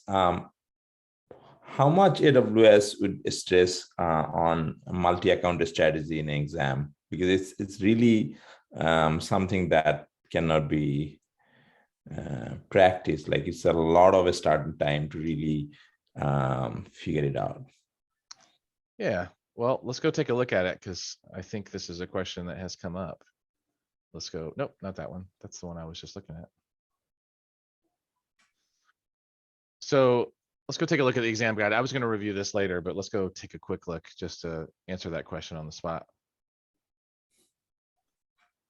Oh, wow. I have a lot loaded right there. Let's see. So organizational complexity represents 1/8 of the exam. So the 1/8 of the exam is going to be about questions around basically cross account, some stuff around networking, but mainly around multi-account and cross account authentication. So probably a little less, like about maybe like 10% or less is going to be about multi-account. Yeah, so the control tower organization and SSO is not the focus there. It's still the IPs and DNS. Well, yeah, don't worry. There are questions about SSO and control tower on the exam. I was asked at least one question for each, right? But they will ask a lot about organizations and they will ask about the solutions in this particular case that they feel are relevant. So it could be, there's at least one question usually around control tower and one about SSO.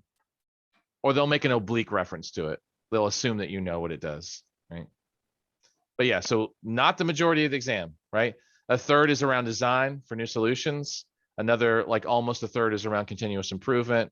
The rest of it, about 10 to 15% is going to range from organizational complexity, migration, and billing cost control.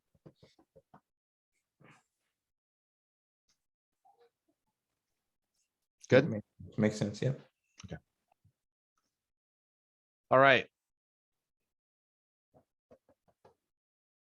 I think they are just emphasizing here, by the way, that managing like accounts is more challenging without organizations. So I have to say that with organizations, the one thing that I find that organizations provides that I find compelling is just the guardrails, right? Like other than consolidated billing, which I think is awesome, the guardrails are really the limits. Like this came up the other day where someone said, hey, it was an insurance company. They said, hey, how do we get people to stop them from running quantum computing? It's like, really? I was like, do you not have? And they're like, yeah, but they're like, we really want to just do it in mass. And we'd also like to disable managed Bitcoin. We'd also like to disable the Sumerian, which is the augmented reality service. I said, you have people out there running those services? And they're like, yeah, they're just kicking the tires on them. This is really where, at least outside of consolidated billing, that the control aspect of organizations really shines. Because you all know that you still actually have to go into the account to grant access, right? Blocking access is where organizations shines. This is where the guardrails come in, right?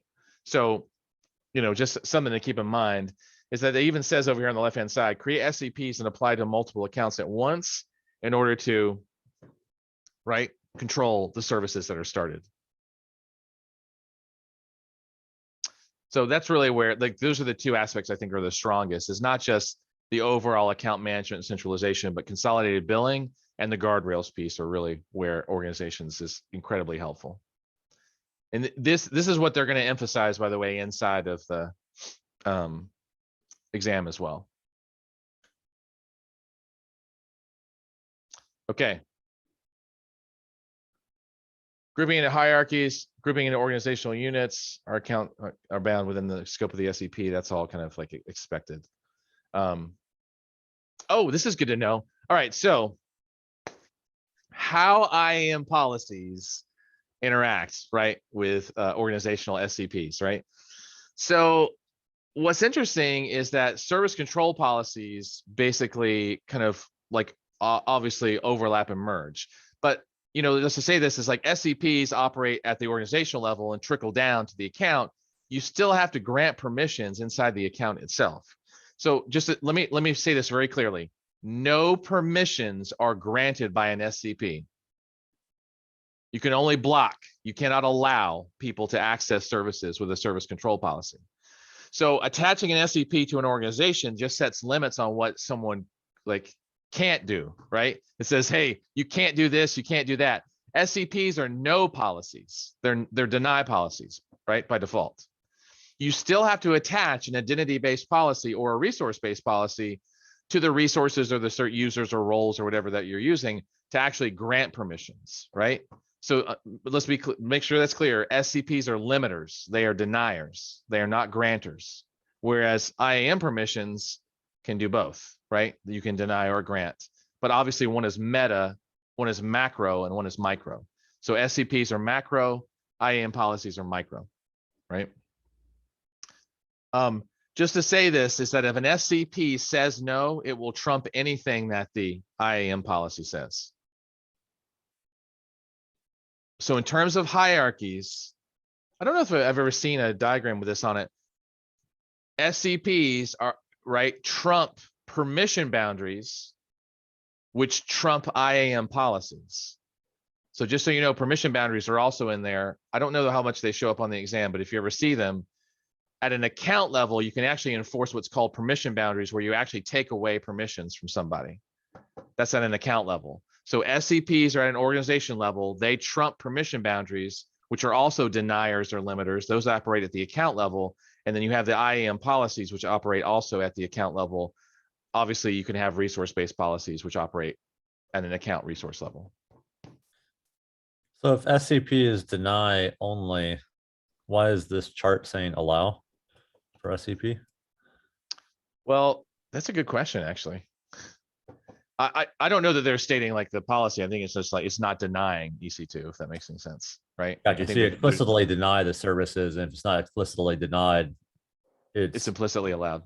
Explicitly allowed. I think like the default is at the SCP level to allow everything. Yes. Yeah. Otherwise, it's gonna stop working. So if you say allow EC3, EC2, and allow S3, that means this is the only two services that can be controlled from the account level. Right. Yeah, that's actually true. So that's a good point, Brad, actually, in Saif, is that it's reverse, right?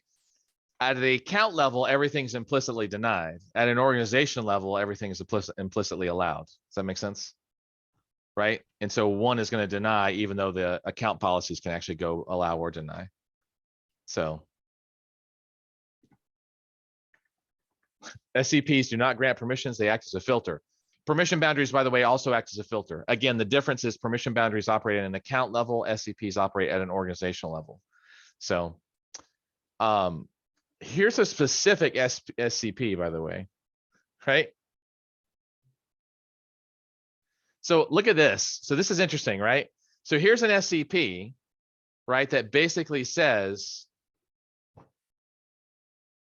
hey, we're going to allow you to use EC2 and RDS, but only if you're not, right? But only like only in the US West 2 region, right? Isn't that, it's like a weird double negative, isn't it? We're going to deny EC2 and RDS as long as the string doesn't equal US West 2.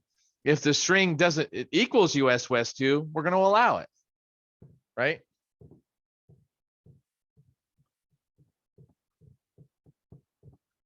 Oh, now this is something, by the way, that most people aren't aware of. And this caught me off guard, actually.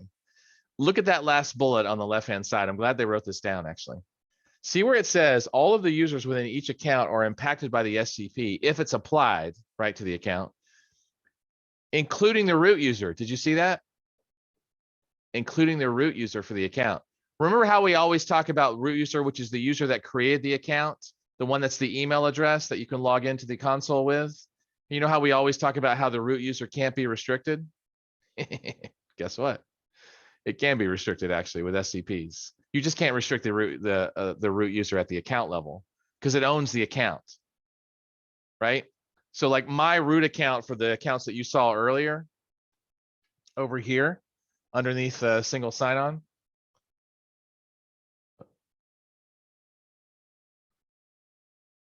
My root user is actually IT Amazonian, right? So all these users underneath here are all IAM users, right? But IT Amazonian is like the owner of this entire like organization, right? But you can actually restrict the root users by putting an SCP on the organization, which will control the account owner, right? The account owners of the sub accounts. If that makes any sense. So if someone says, hey, you can't really control the root user that made up all of your accounts, that's not true, actually. With SCPs, you can actually deny the root owner access to things. You might say, well, Michael, why would we want to do that? Because as you, just so you know, I've seen 2 companies put out of business because they mismanaged their root user, right? Because they put it in repo and then that repo got replicated for 10 years and then they had a disgruntled employee. Like this isn't made up, like this is real life. I'm actually going to publish a podcast on this at some point in time when I'm not going to get sued, right? Although that company's out of business. Like, so, you know, SCPs can restrict root users. This isn't going to show up in the exam, but just, you know, something to know. But this kind of thing, see how it says deny, EC2 star, RDS star, right? This is what we're looking for, is that these are the, like the limiters that you would put in an SCP policy, and that applies then to the either the organizational unit, the entire organization, or to the member accounts. Those are the 3 entities you can apply it to.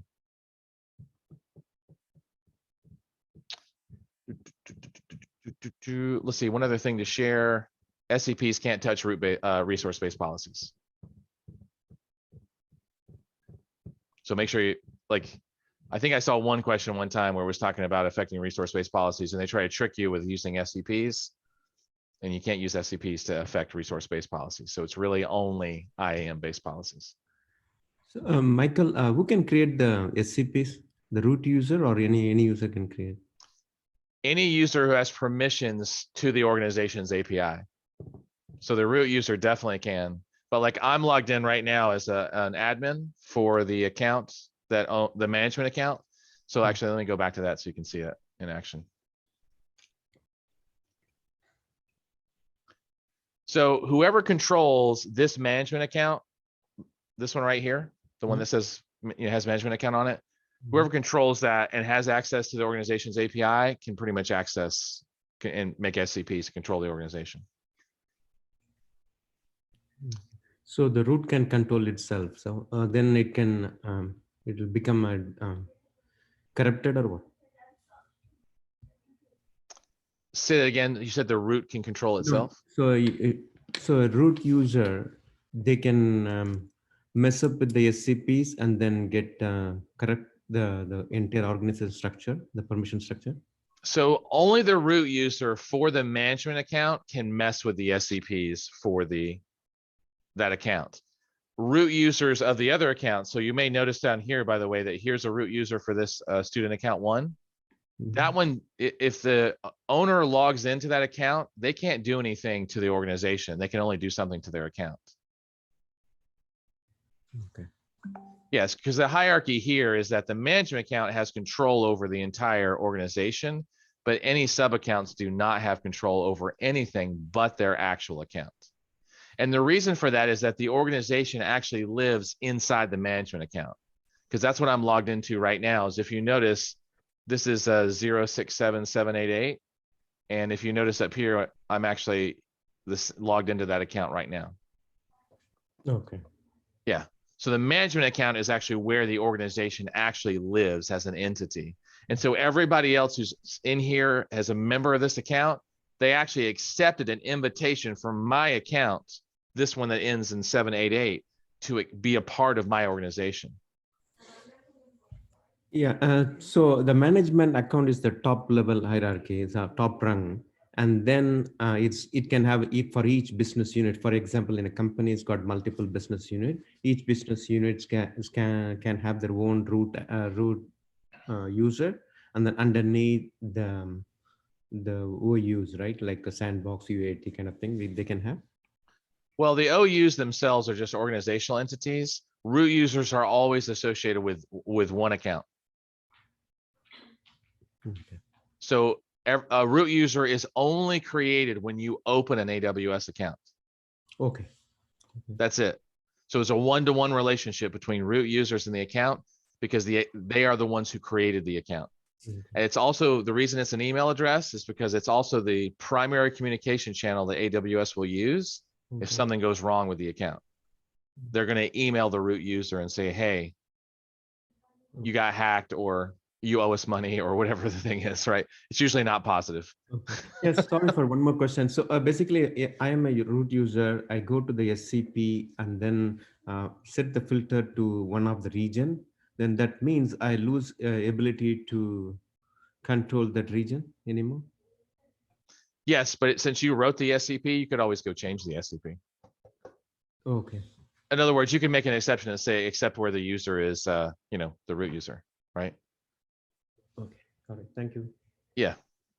Remember, root users can be scoped by SCPs, but only if they're sub-root users. To state this clearly, since this IT Amazonian is the management account and it is the master primary overlord account for the organization, that particular account owner cannot be restricted. Every other account owner who's here, every other one can be restricted because they're part of my organization, which I own as itamazonian@gmail.com. So think of them as that account as being the top level account. Any other account owner who joins me is subject to my constraints, but not me, because I'm the king or the queen, depending on how you want to label it. You mentioned about consolidating accounts, right, to save cost kind of thing. So if you want to consolidate, how do you go high level steps involved in consolidating accounts? Well, if you make them part of an organization, you're done. It does it for you automatically. So for one sense, an SCP that could be handy for all root users would be say you can't create anything. Once you get it set up, just to lock that down. Yes. Yeah. Ideally, right? Say where login equals this, you cannot create anything, right? Yeah. So that way, if someone like inadvertently hacks your account, your owner account, which cannot be restricted, they can't really do anything, right? Yeah. Yeah.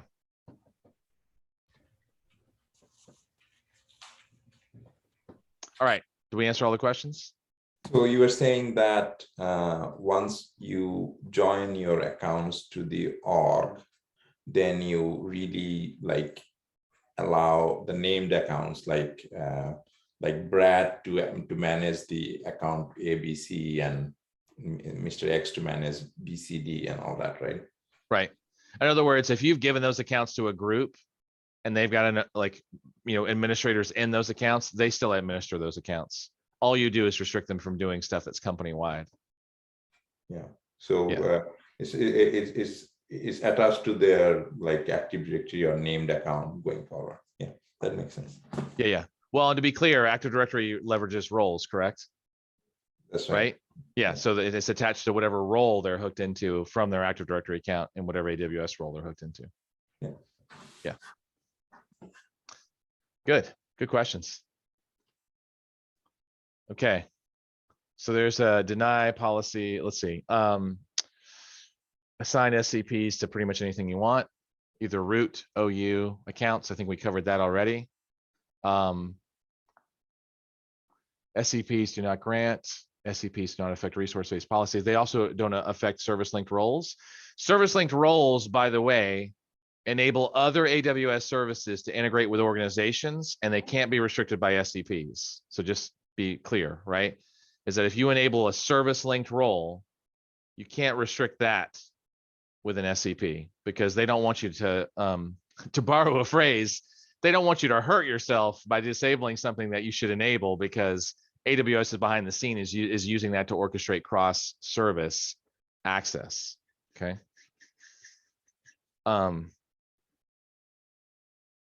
Yeah, I don't think there's anything more to say about that.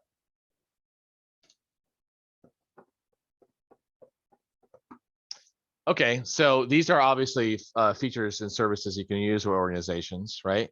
To perform account management at scale. So let's see.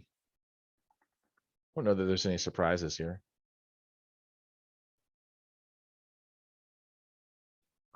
And actually, this isn't a complete list. There's more actually that integrates with organizations. So probably need to look at the documentation. No one's going to ask you this, by the way. This is not going to be on the exam. Please rattle off the 20 things that are integrated with organizations. Yeah, no, that'll be a written, an oral exam that we'll give later. All right.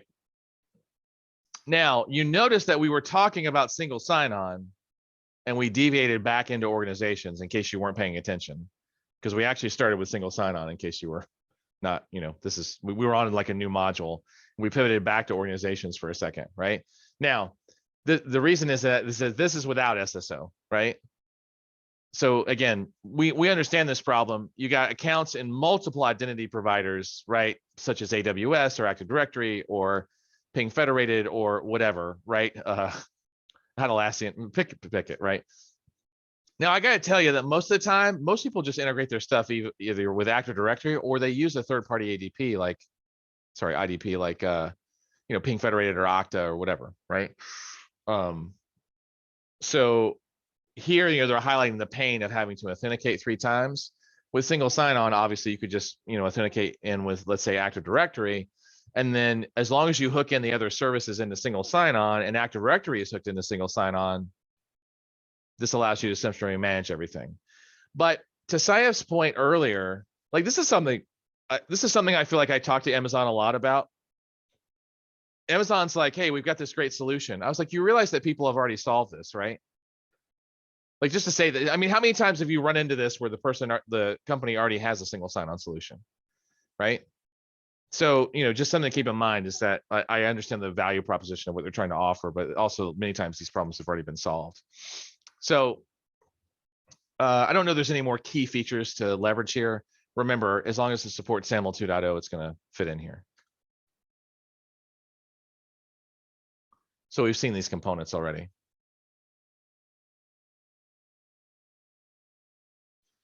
All right, so here, all right, when you enable the service for the first time, by the way, what's going to happen is that it's going to create a default like kind of data store for you. This allows you to basically set up users and groups directly in the console, or you could just hook it into Active Directory and just manage your users with standard Active Directory management tools like you can find in Windows Server.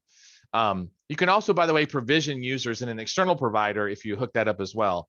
In other words, the bottom line is you get to choose where you actually store your username and passwords, right? SSO, by the way, does integrate with Active Directory through the AWS directory service. Remember that I said that, by the way. The AWS directory service is how AWS hooks into Active Directory, right? So just remember that point because some people get confused about the existence of the AWS directory service, which is used to directly hook in to Active Directory.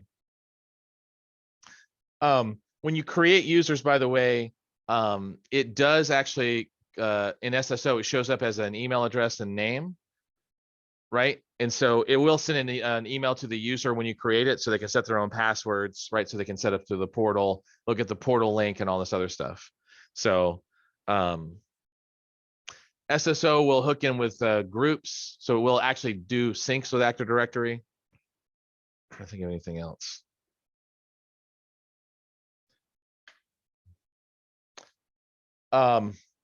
You could hook into other things like, say, if you were mentioning earlier, like, will it actually integrate with Salesforce, for example, or Office 365? Box. Why Box? Why is Box in this example? What is Dropbox dead? Is that what's happening? Anyway, moving on.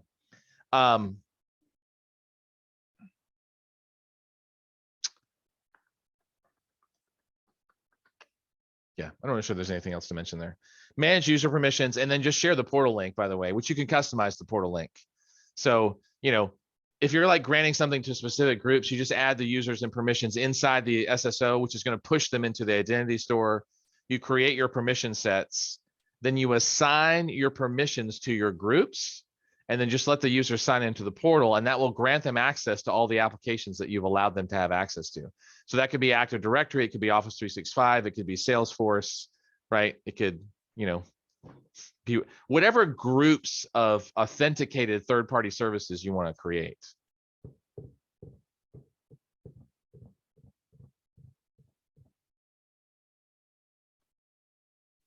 Anyone know who we would use as an identity provider for AWS SSO? I'm assuming you would use Active Directory based on the amount of conversation there's been on it, Active Directory. But are there other options? Do you have a standard that you go for?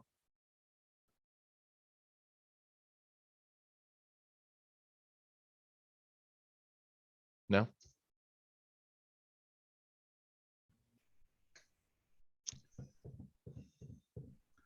Okay, so one thing to know is that if you're going to use SSO, make sure you're using version 2 of the CLI, the AWS CLI. Most of us are at this point. The version 2 has been out for a minute, right? Also know, by the way, you want to use version 2 of the CLI because that also gives you YAML output types, which is, I gotta say, I love JSON, been using it from most of my career, but it is more readable, right? Oh, Saif answered. He said on-premise MS Active Directory. Yeah, that makes sense, actually.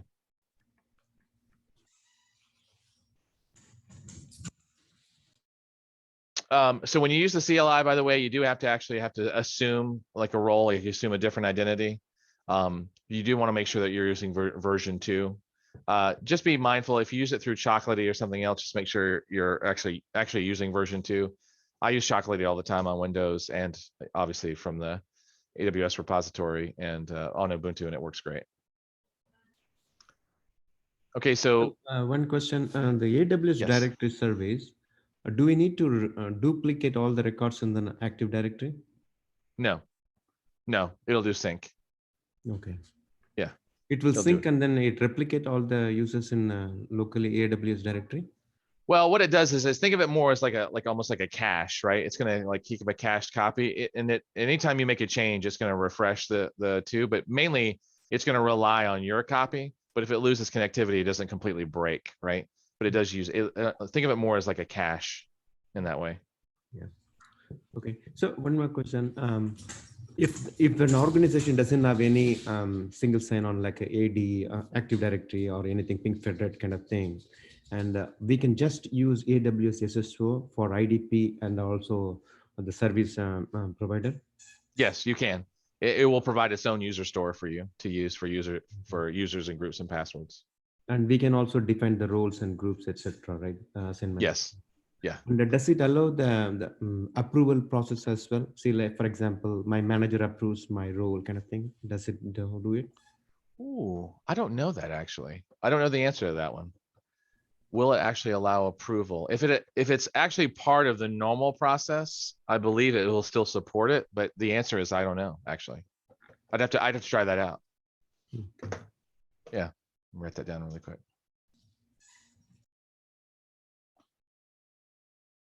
Approval for role elevation or role assumption. Is that what you're asking? That is correct, yes. Yeah, I'll have to look at the documentation for that. I will try it and let you know. Any other questions?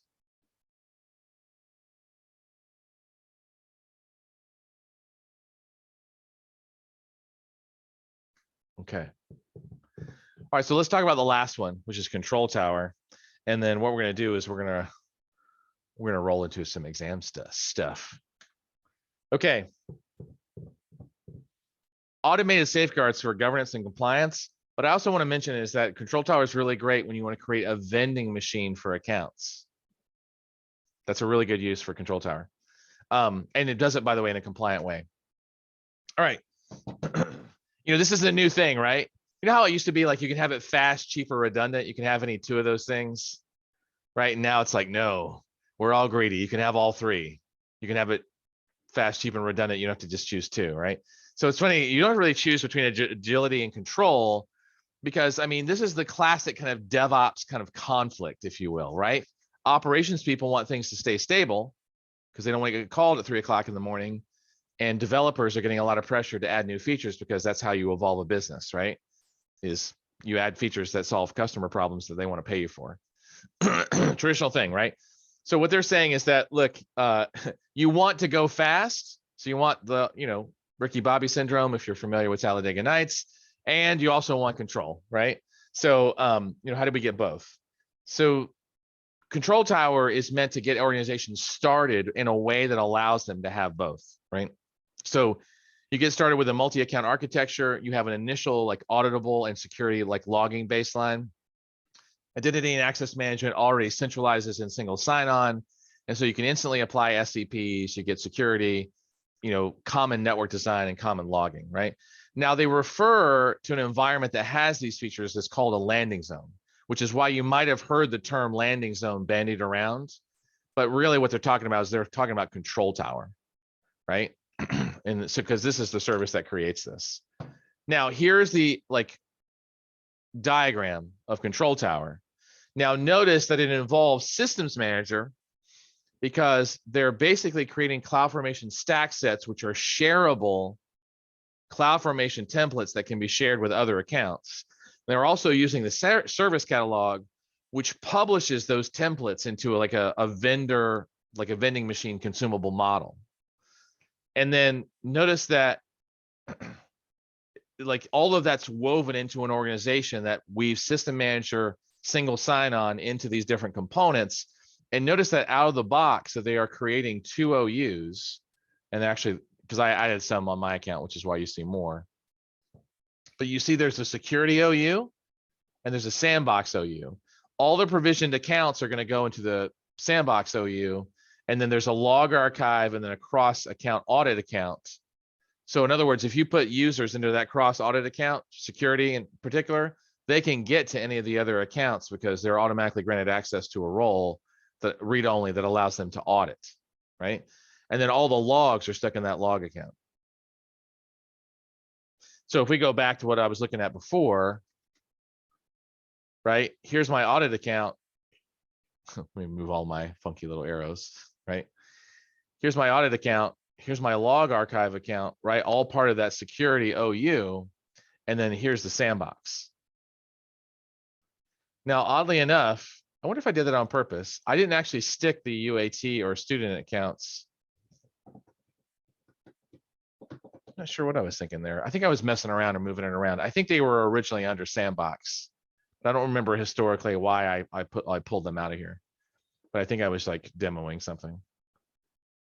Yeah, because previously I think these were underneath sandbox by default. Now notice, by the way, if I want to add another account, because here I am under organizations, right, with control tower set up, I just click add an AWS account. So removing my arrow.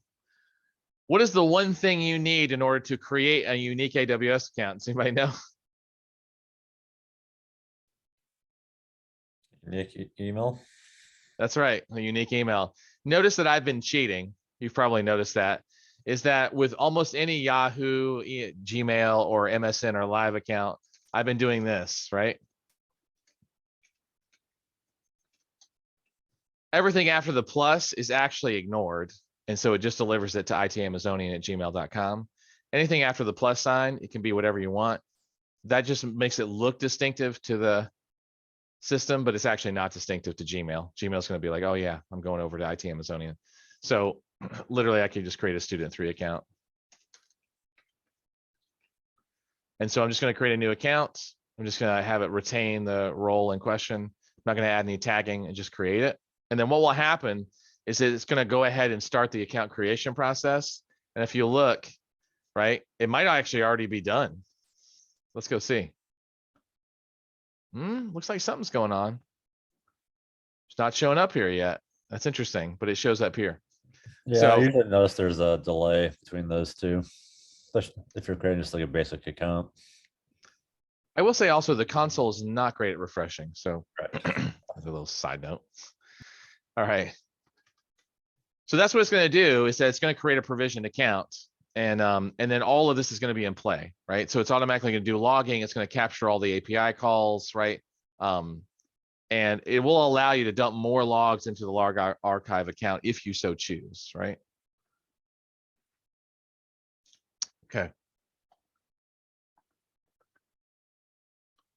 So here are some other here are the total control tower components, right? Because really what control tower does is it creates an orchestration layer right between all these other services.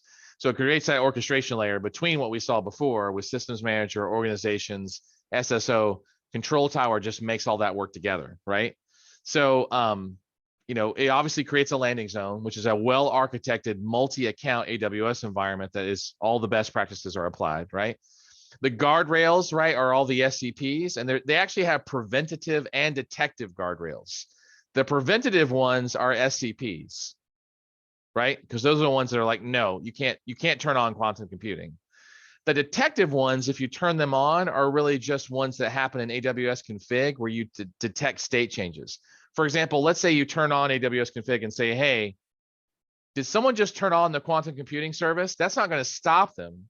It's just going to send you a notice and say that someone just turned it on. The other piece of this around control tower, in addition to the landing zone, the guardrails, is the account creation, which you actually just saw me do. It's literally just a vending machine for accounts. Now, I could have also done that from service catalog as well, right? And said, hey, can you like start it here? And then of course there's the dashboard, right? To see like what's going on inside the account. Now, the management account, as we said, is the account that is specifically housing the landing zone. Everything is billed against that management account. And you saw it in my interface because it says management account next to it, right? It's also used for account factory creation, as well as it is the account that manages all of the organizational units, all of the SCPs, and all of the guardrails. General recommendation is do not run any type of production workloads inside your management account. Create a separate control tower account to run your workloads. In other words, just create another provisioned account, right? And consider this. When you're logged into the management account, consider yourself to be the root user for the organization. So just be careful, right? In general, if you're messing around with workloads, none of that should happen inside the management account, right? Switch roles into a sub account, a member account, and do your workload execution there. Besides, don't you want the free tier to be active? Because then you can just create a new account every year and get free stuff from Amazon. Just kidding. Just ignore me. All right. So here it is, management account. It's got all the components that we saw in Control Tower. Nothing new here. Sorry, I was going to say, I'm always worried that I'm going to end up ordering something on the company Amazon account because I logged into an AWS thing or something. Not so much anymore, about 5-10 years ago, that when like that was the only account. Yeah, no, I'm right there with you.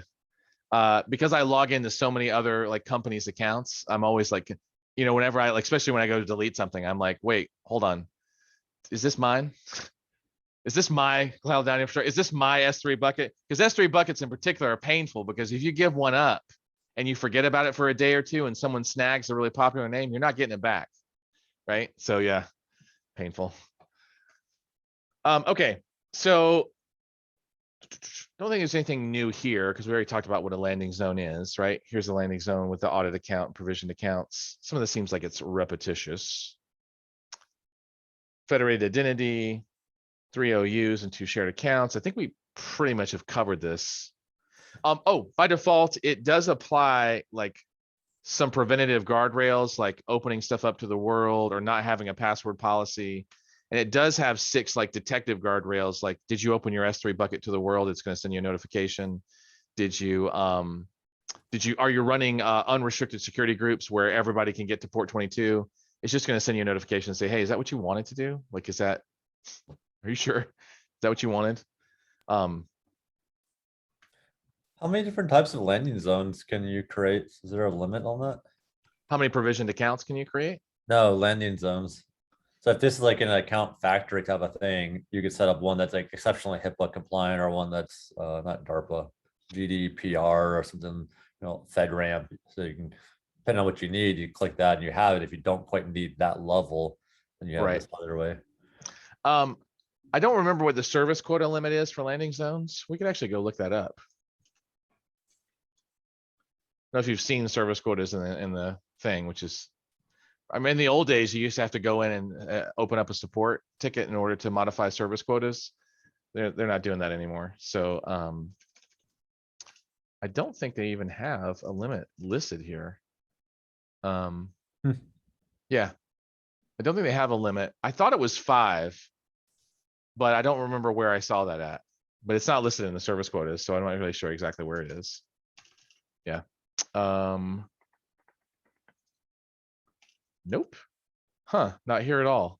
I thought it was 5. I thought there was 5. It was a 5 landing zone limit, but the answer is I don't know. So. we'll add that to So the list. I think I got a little bit confused within the control tower landing zone on an organization. So can you just repeat a little bit what we are getting into? Yeah, so a landing zone. So think of a landing zone as a multi-account best practice setup, right? So you can actually create multiple landing zones that have different levels of security applied to them, and they'll all follow this general structure, right? In other words, they'll have like a management account that basically has sub accounts underneath it, and some of those will be security accounts. One of them will be a security account, one of them will be an audit account, and one will be a provisioned account. The point that he was making is that you can actually set up multiple landing zones underneath control tower with varying levels of security. And by the way, they could all be using the same management account. Like just to say that. So in a way, you were saying landing zone is more of a in this case a set of IAM roles, like templates that a particular account would use, right? Yeah, so it's best practices, it's blueprints, it's federation and integration. So think of it as like like a service template, if you will. So landing zone is a service template, and you can have varying strengths of security in your service templates, right? So for example, you could have like one that has stronger security, one that has lighter security. They could all be using, by the way, the same management account, but there could be different and distinct like provisioned accounts underneath those different types of landing zones. Yeah, okay. And control tower is overarching everything, or is it only the templates on their own? It's really kind of the orchestration and the integration of all the templates. In other words, control tower basically is the orchestration or automation engine that sets up these landing zones. That's what control tower as a service provides. It allows you to orchestrate these landing zones. Landing zone is the product and the control tower is the manufacturer. Yes, landing zone is the product, control tower is the manufacturer. That's exactly right. Yeah, and when you're talking about organization, it is how is it relates to the different accounts? So the organization is the like cross account management unit that wraps around all of its member accounts. So think of it again as kind of like almost like a meta account that manages all of its member accounts. So think of organizations as just a meta account. It's just a big account that has actual AWS accounts underneath it. And you can have different organizations.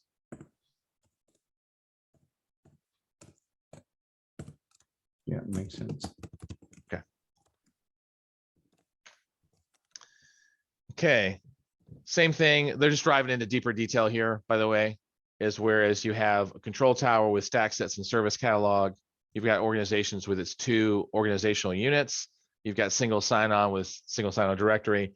And then what's happened is you've got the log archive account, the audit archive account, and then you've got your various vending machined accounts, your provisioned accounts. This is part of the account factory, right?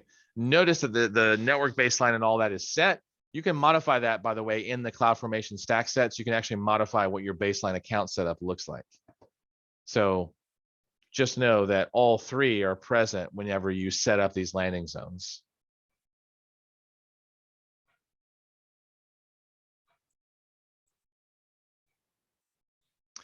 Now, once the landing zone is set up, remember there are 20 guardrails that are set up. Like for example, it's not going to allow you to create access keys for the root user, right? That's a win. We don't want that. Disallow internet connections through RDP. It disallows like public write access to S3 buckets, but it'll allow you to do read access. It like, for example, won't allow you to have EBS volumes that are unattached to an EC2 virtual machine, which by the way is the source of costs overrun for most people, right? They get a lot of EBS volumes just sitting there they don't even know about. So that's some of the rules that they include. And then, right, these guardrails are categorized basically, on behavior and their guidance, right? So the behavior of each guardrail is either preventative or detective, right? So preventative guardrails obviously are the SCPs, and they're going to prevent you from doing things inside the account, right? The detection guardrails actually happen in AWS config as mentioned earlier. And what they're going to do is they're going to detect non-compliance of certain resources like policy violations, and they'll provide alerts actually through the control tower dashboard. So, you know, the status is either, is it a clear, is it in violation, or is the detective guardrail disabled, which is something that happens. Just so you know, detective guardrails are not supported in every single region inside, but you know, in control tower in every region. So some of the like newer regions don't have it quite yet. You'll have to look at the service policy to see which one, I mean, sorry, the service availability map to see which ones don't support detective guardrails. They basically, if it doesn't support AWS config, it's not going to support it. Here's some sample guardrails, by the way, right? For detective, like requiring MFA for the root user, right? Disallowing public read access. I think we talked about that already. Internet connection via RDP, enabling CloudTrail and AWS config, encryption of EBS volumes, disallowing changes to AWS config rules set up by control tower, right? So that way no one can go in and disable the detection rules that you've set up, right? Just a few. The account factory I've mentioned before, and you actually saw me do it. It just enables you to basically go in and provision accounts. The standard way to provision accounts is through account factory when you're using control tower.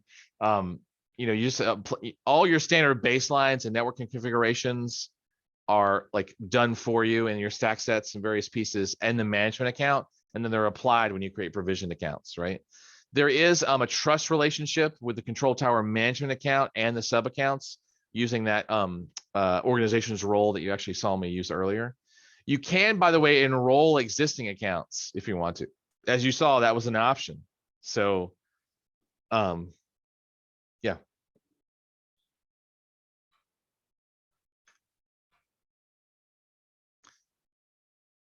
So if you're doing it in the service catalog, by the way, it does show up inside of a portfolio as a product. And you know, you can actually control who has access to that portfolio of products plus the products themselves. So control tower will automatically set up service catalog for you, right? And so you can control the more granular access as you see fit by controlling access to service catalog. So yeah. Obviously, what gets published is controlled by control tower. Who can access it and adding more levels of granularity, that's done by any kind of service catalog administrator. Typically, it's the same person inside the management account, but it's up to you.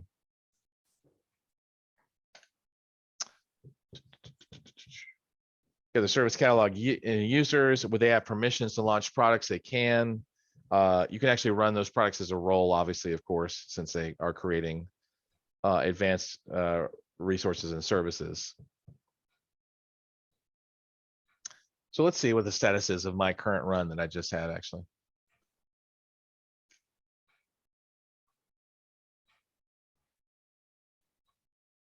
So looks like student 3 account. Wow, my naming convention is all over the place. I probably need to fix that at some point. So notice that this new account is created with the student 3 email that I ran earlier. Let's see. I wonder if it shows up in single sign-on. Let's see if I now have 4 accounts available. It's not there yet, is it? That'd be interesting to research as to why. Probably something I messed with. Let's go take a look at control tower just so you can see this quickly. So here's the dashboard, by the way, as far as like the things that were like set up and ready to go. Here, by the way, is the environment summary. Here are the preventative guardrails. If there's any non-compliant resources, they're listed here. Any registered organizational units are also listed here as well. Notice that it looks like some are missing. What did Michael do to his control tower to break it? Because it looks like some of these are like 1 of 4 is not enrolled.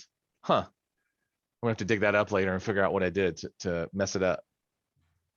But this is where you see, like, for example, the dashboard, all the accounts, right? So here are all the accounts created. Oh, notice it's showing that these are not enrolled. Huh. I have to figure out why that's doing that. And then here's the account factory, including all of like the basic like network configuration and whatnot. And then any of the guardrails, including the prevention versus the detection guardrails, right? All here in the console. If we were to roll over to service catalog here in the management account, just to show this, notice that I actually do have a control tower portfolio, which was used to actually launch the account. So here are the portfolios that I could click into. And so I could publish these portfolios and make them available for people to use. So here are my products, right? So if the user had appropriate permissions to consume and launch this, they could actually launch their own account if I gave them permissions to do so. I don't think I have any provision products through this at present. But portfolios, by the way, are kind of like the groupings, like the portfolio itself. Products go inside of portfolios. Okay. And a product could be as broad-based as saying, I want to spin up an account that has a pre-existing VPC of a certain structure, has a certain RDS database and workspaces. 100%. Damn, that's so I slick. think, yeah, go ahead. Sorry, Brad. That's just really slick to be able to spin it up that quickly. I have to say that I think Service Catalog, which has been around for almost a decade, is one of the most undersold products on AWS, because basically it's a portal that allows your users to spin up infrastructure the way that you as the administrator define it. Mhm. Why wouldn't we use this more often? People keep rolling their own portals, and I'm always just like, well, why didn't you just use Service Catalog? And they're like, well, we didn't know it was there. So, you know, I think it's actually a great adjunct for when you want to control access and give people a menu of options of how they can roll things out. So, yeah. Okay, so that's how the account factory works, is that basically you can either launch it from organizations, or if you want to give your users access, just run it inside Service Catalog and give them permissions to actually just literally launch their own accounts based on whatever permissions you define.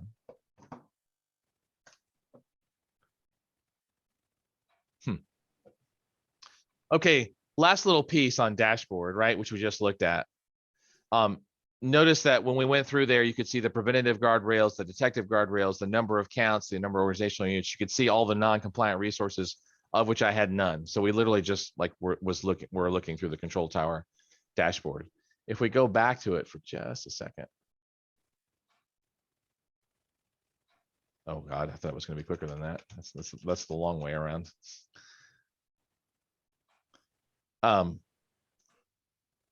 Notice over here, right? If you notice, the only user that really has access right now to my landing zone is pretty much me, because I was the creator of it. Notice that if there were any shared accounts, right, they would be listed here. Notice that here I've got like the single management account. Here's the log archive account. Here's the editing account. And then any settings for the particular control tower. Notice it's got a version including home regions. And then when I created the landing zone, by the way, I said which regions I was going to operate in. I only picked 3, by the way. They were all US based, and I avoided California because, as you probably know, California is 10 or 20% more expensive than the other regions. So I didn't want to use it. You may already know that. So, and then if I'm looking for a history of activities, all listed right here.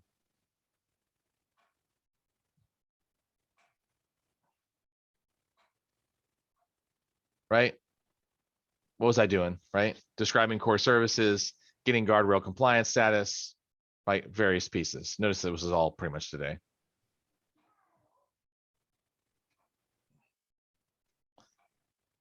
So this is where all the administration for control tower happens. Now, here's the question.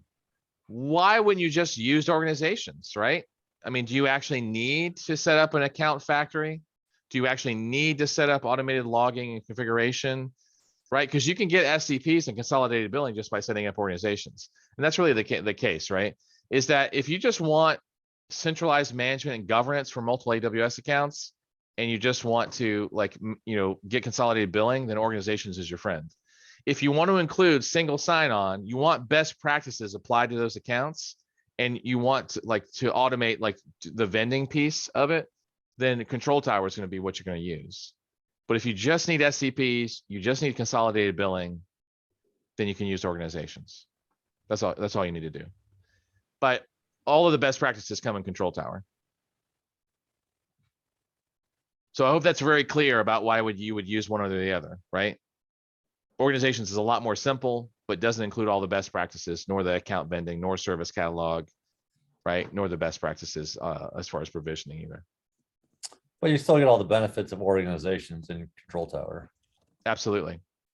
Yeah, yeah, this chart, when I first saw it in the ebook, was a lot confusing. I'm like, you only can use one or the other. And then the next slide was, no, you can use, they work together, but there are advantages of using one or the other, or use cases for one or the other. Yeah, I think a Control Tower has just an add-on to organizations, right? Yeah. Because organization still forms the core. Right. Yeah. So you can use SSO, AWS SSO with the organization, right? We don't need a control tower. You don't need Control Tower. You can use SSO without it. Okay. It just sets it up automatically for you if you do it through Control Tower.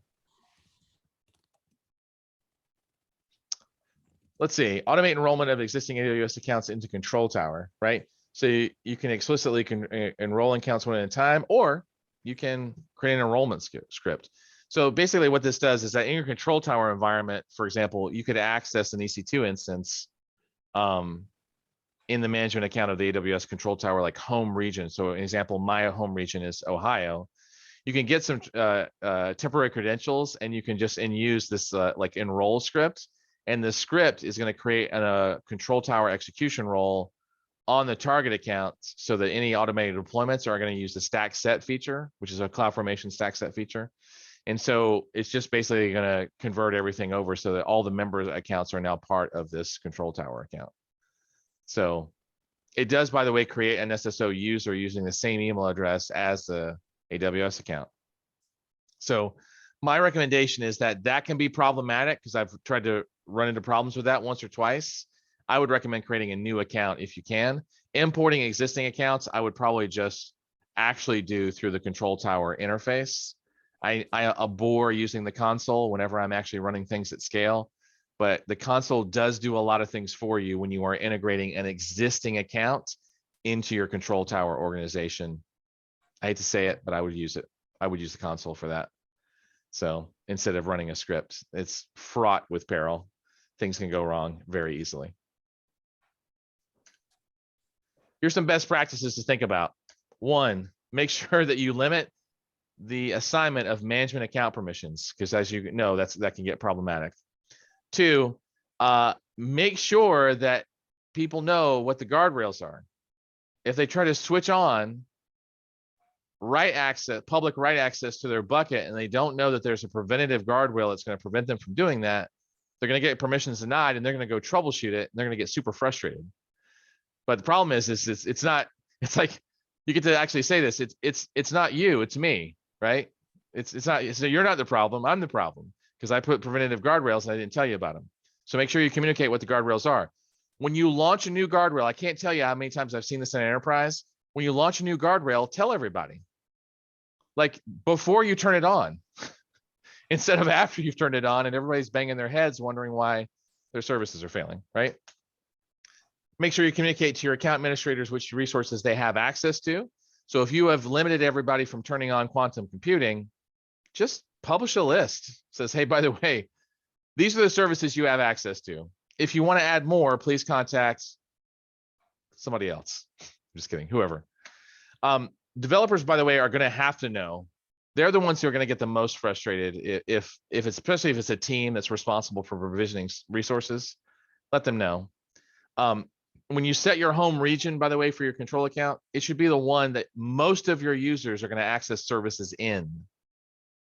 So if most of your users are in Tokyo, in Japan, don't set your home region to Ohio, set it over to Tokyo, right? Do not modify or delete resources created by Control Tower in the management accounts or in the shared accounts. Modify the settings, don't modify the resources. So in other words, it's a little bit like using configuration management, right? Don't log in and change it manually, change it in config management. If you're using Control Tower and you want to change the Control Tower structure, go change it in Control Tower. Don't go change the structure directly.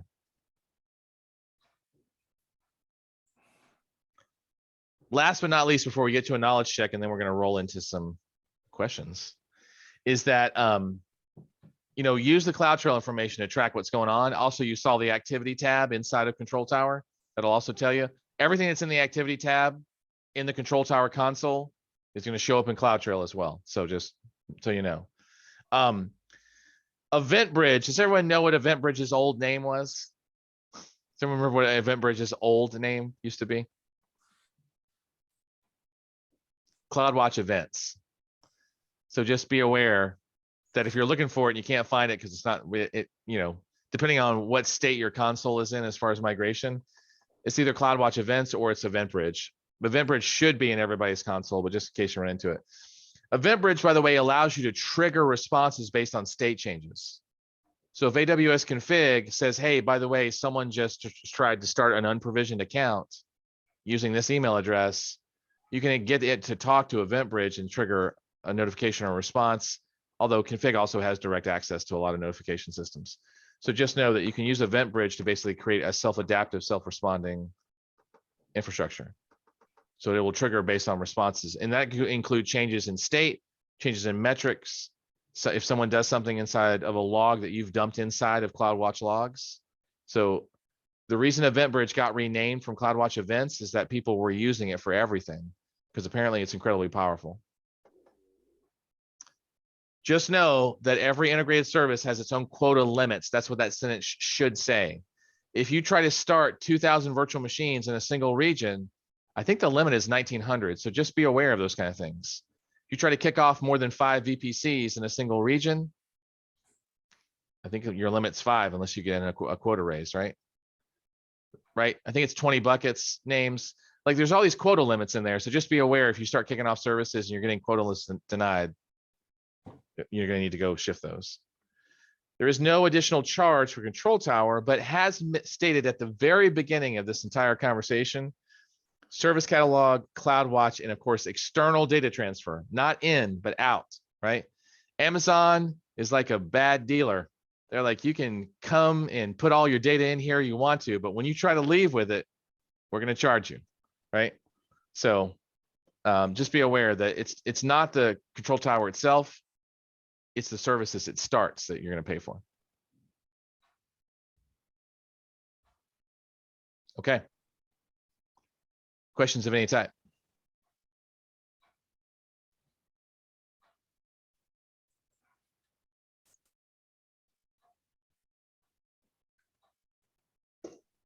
Okay. Knowledge check. True or false? SCPs are used to grant permissions to accounts, OUs, or an entire organization. Is that true or false? Okay, I hope I stated that very clearly. If I did, I have failed you horribly, but I remember making a big deal out of this.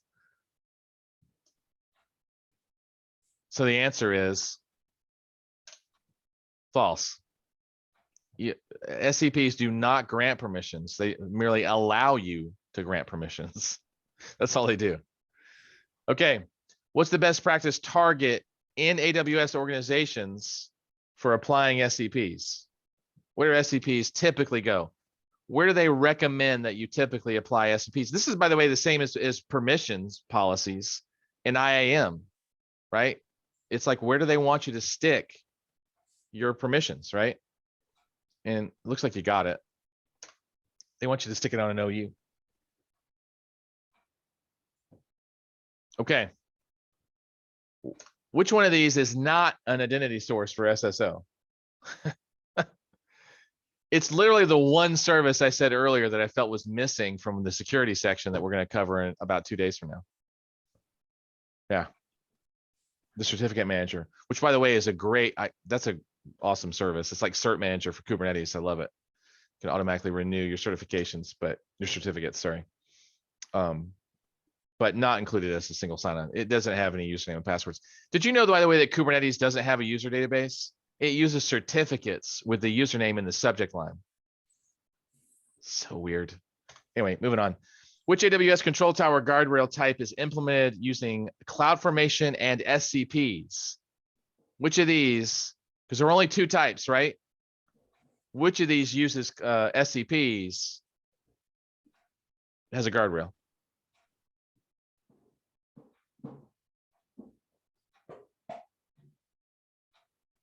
Good. By the way, which of these uses AWS config has its service?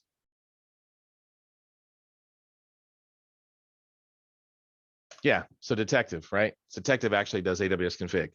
So SCPs are preventative, AWS config is detective. Okay. In AWS Service Catalog, blank configure and provision AWS accounts and resources. Like these are the things that the users actually click on. And you don't need, oh, you know what? I just gave away the second part. Without needing to give the requesting users full permissions to services. Is it a portfolio or is it a product? That's really the question.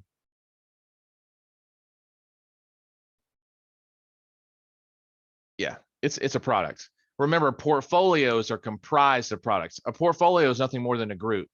Just like an OU is nothing more than a grouping. Just like the group in IAM is nothing more than a grouping, right? So portfolios are nothing more than groups. Products go inside of portfolios. So the service catalog has portfolios. Inside of that, they have the products. Exactly. You configure the products and finish the sentence there with, okay. Without needing to give the user full permissions to services. Gotcha. Yeah. All right. That's it. So it's 101. I kind of feel like we should take a very short break. I know that we only have 30 minutes left, but I feel like we need to take like at least a 4-minute break. So let's take a 4-minute break. Come back at 105. I'll go ahead and we'll talk about the questions and stuff for the exam. So just come back in 4 minutes, okay? Just grab whatever you need. We only have a 25-minute speed run left, all right? We'll see you in just a second.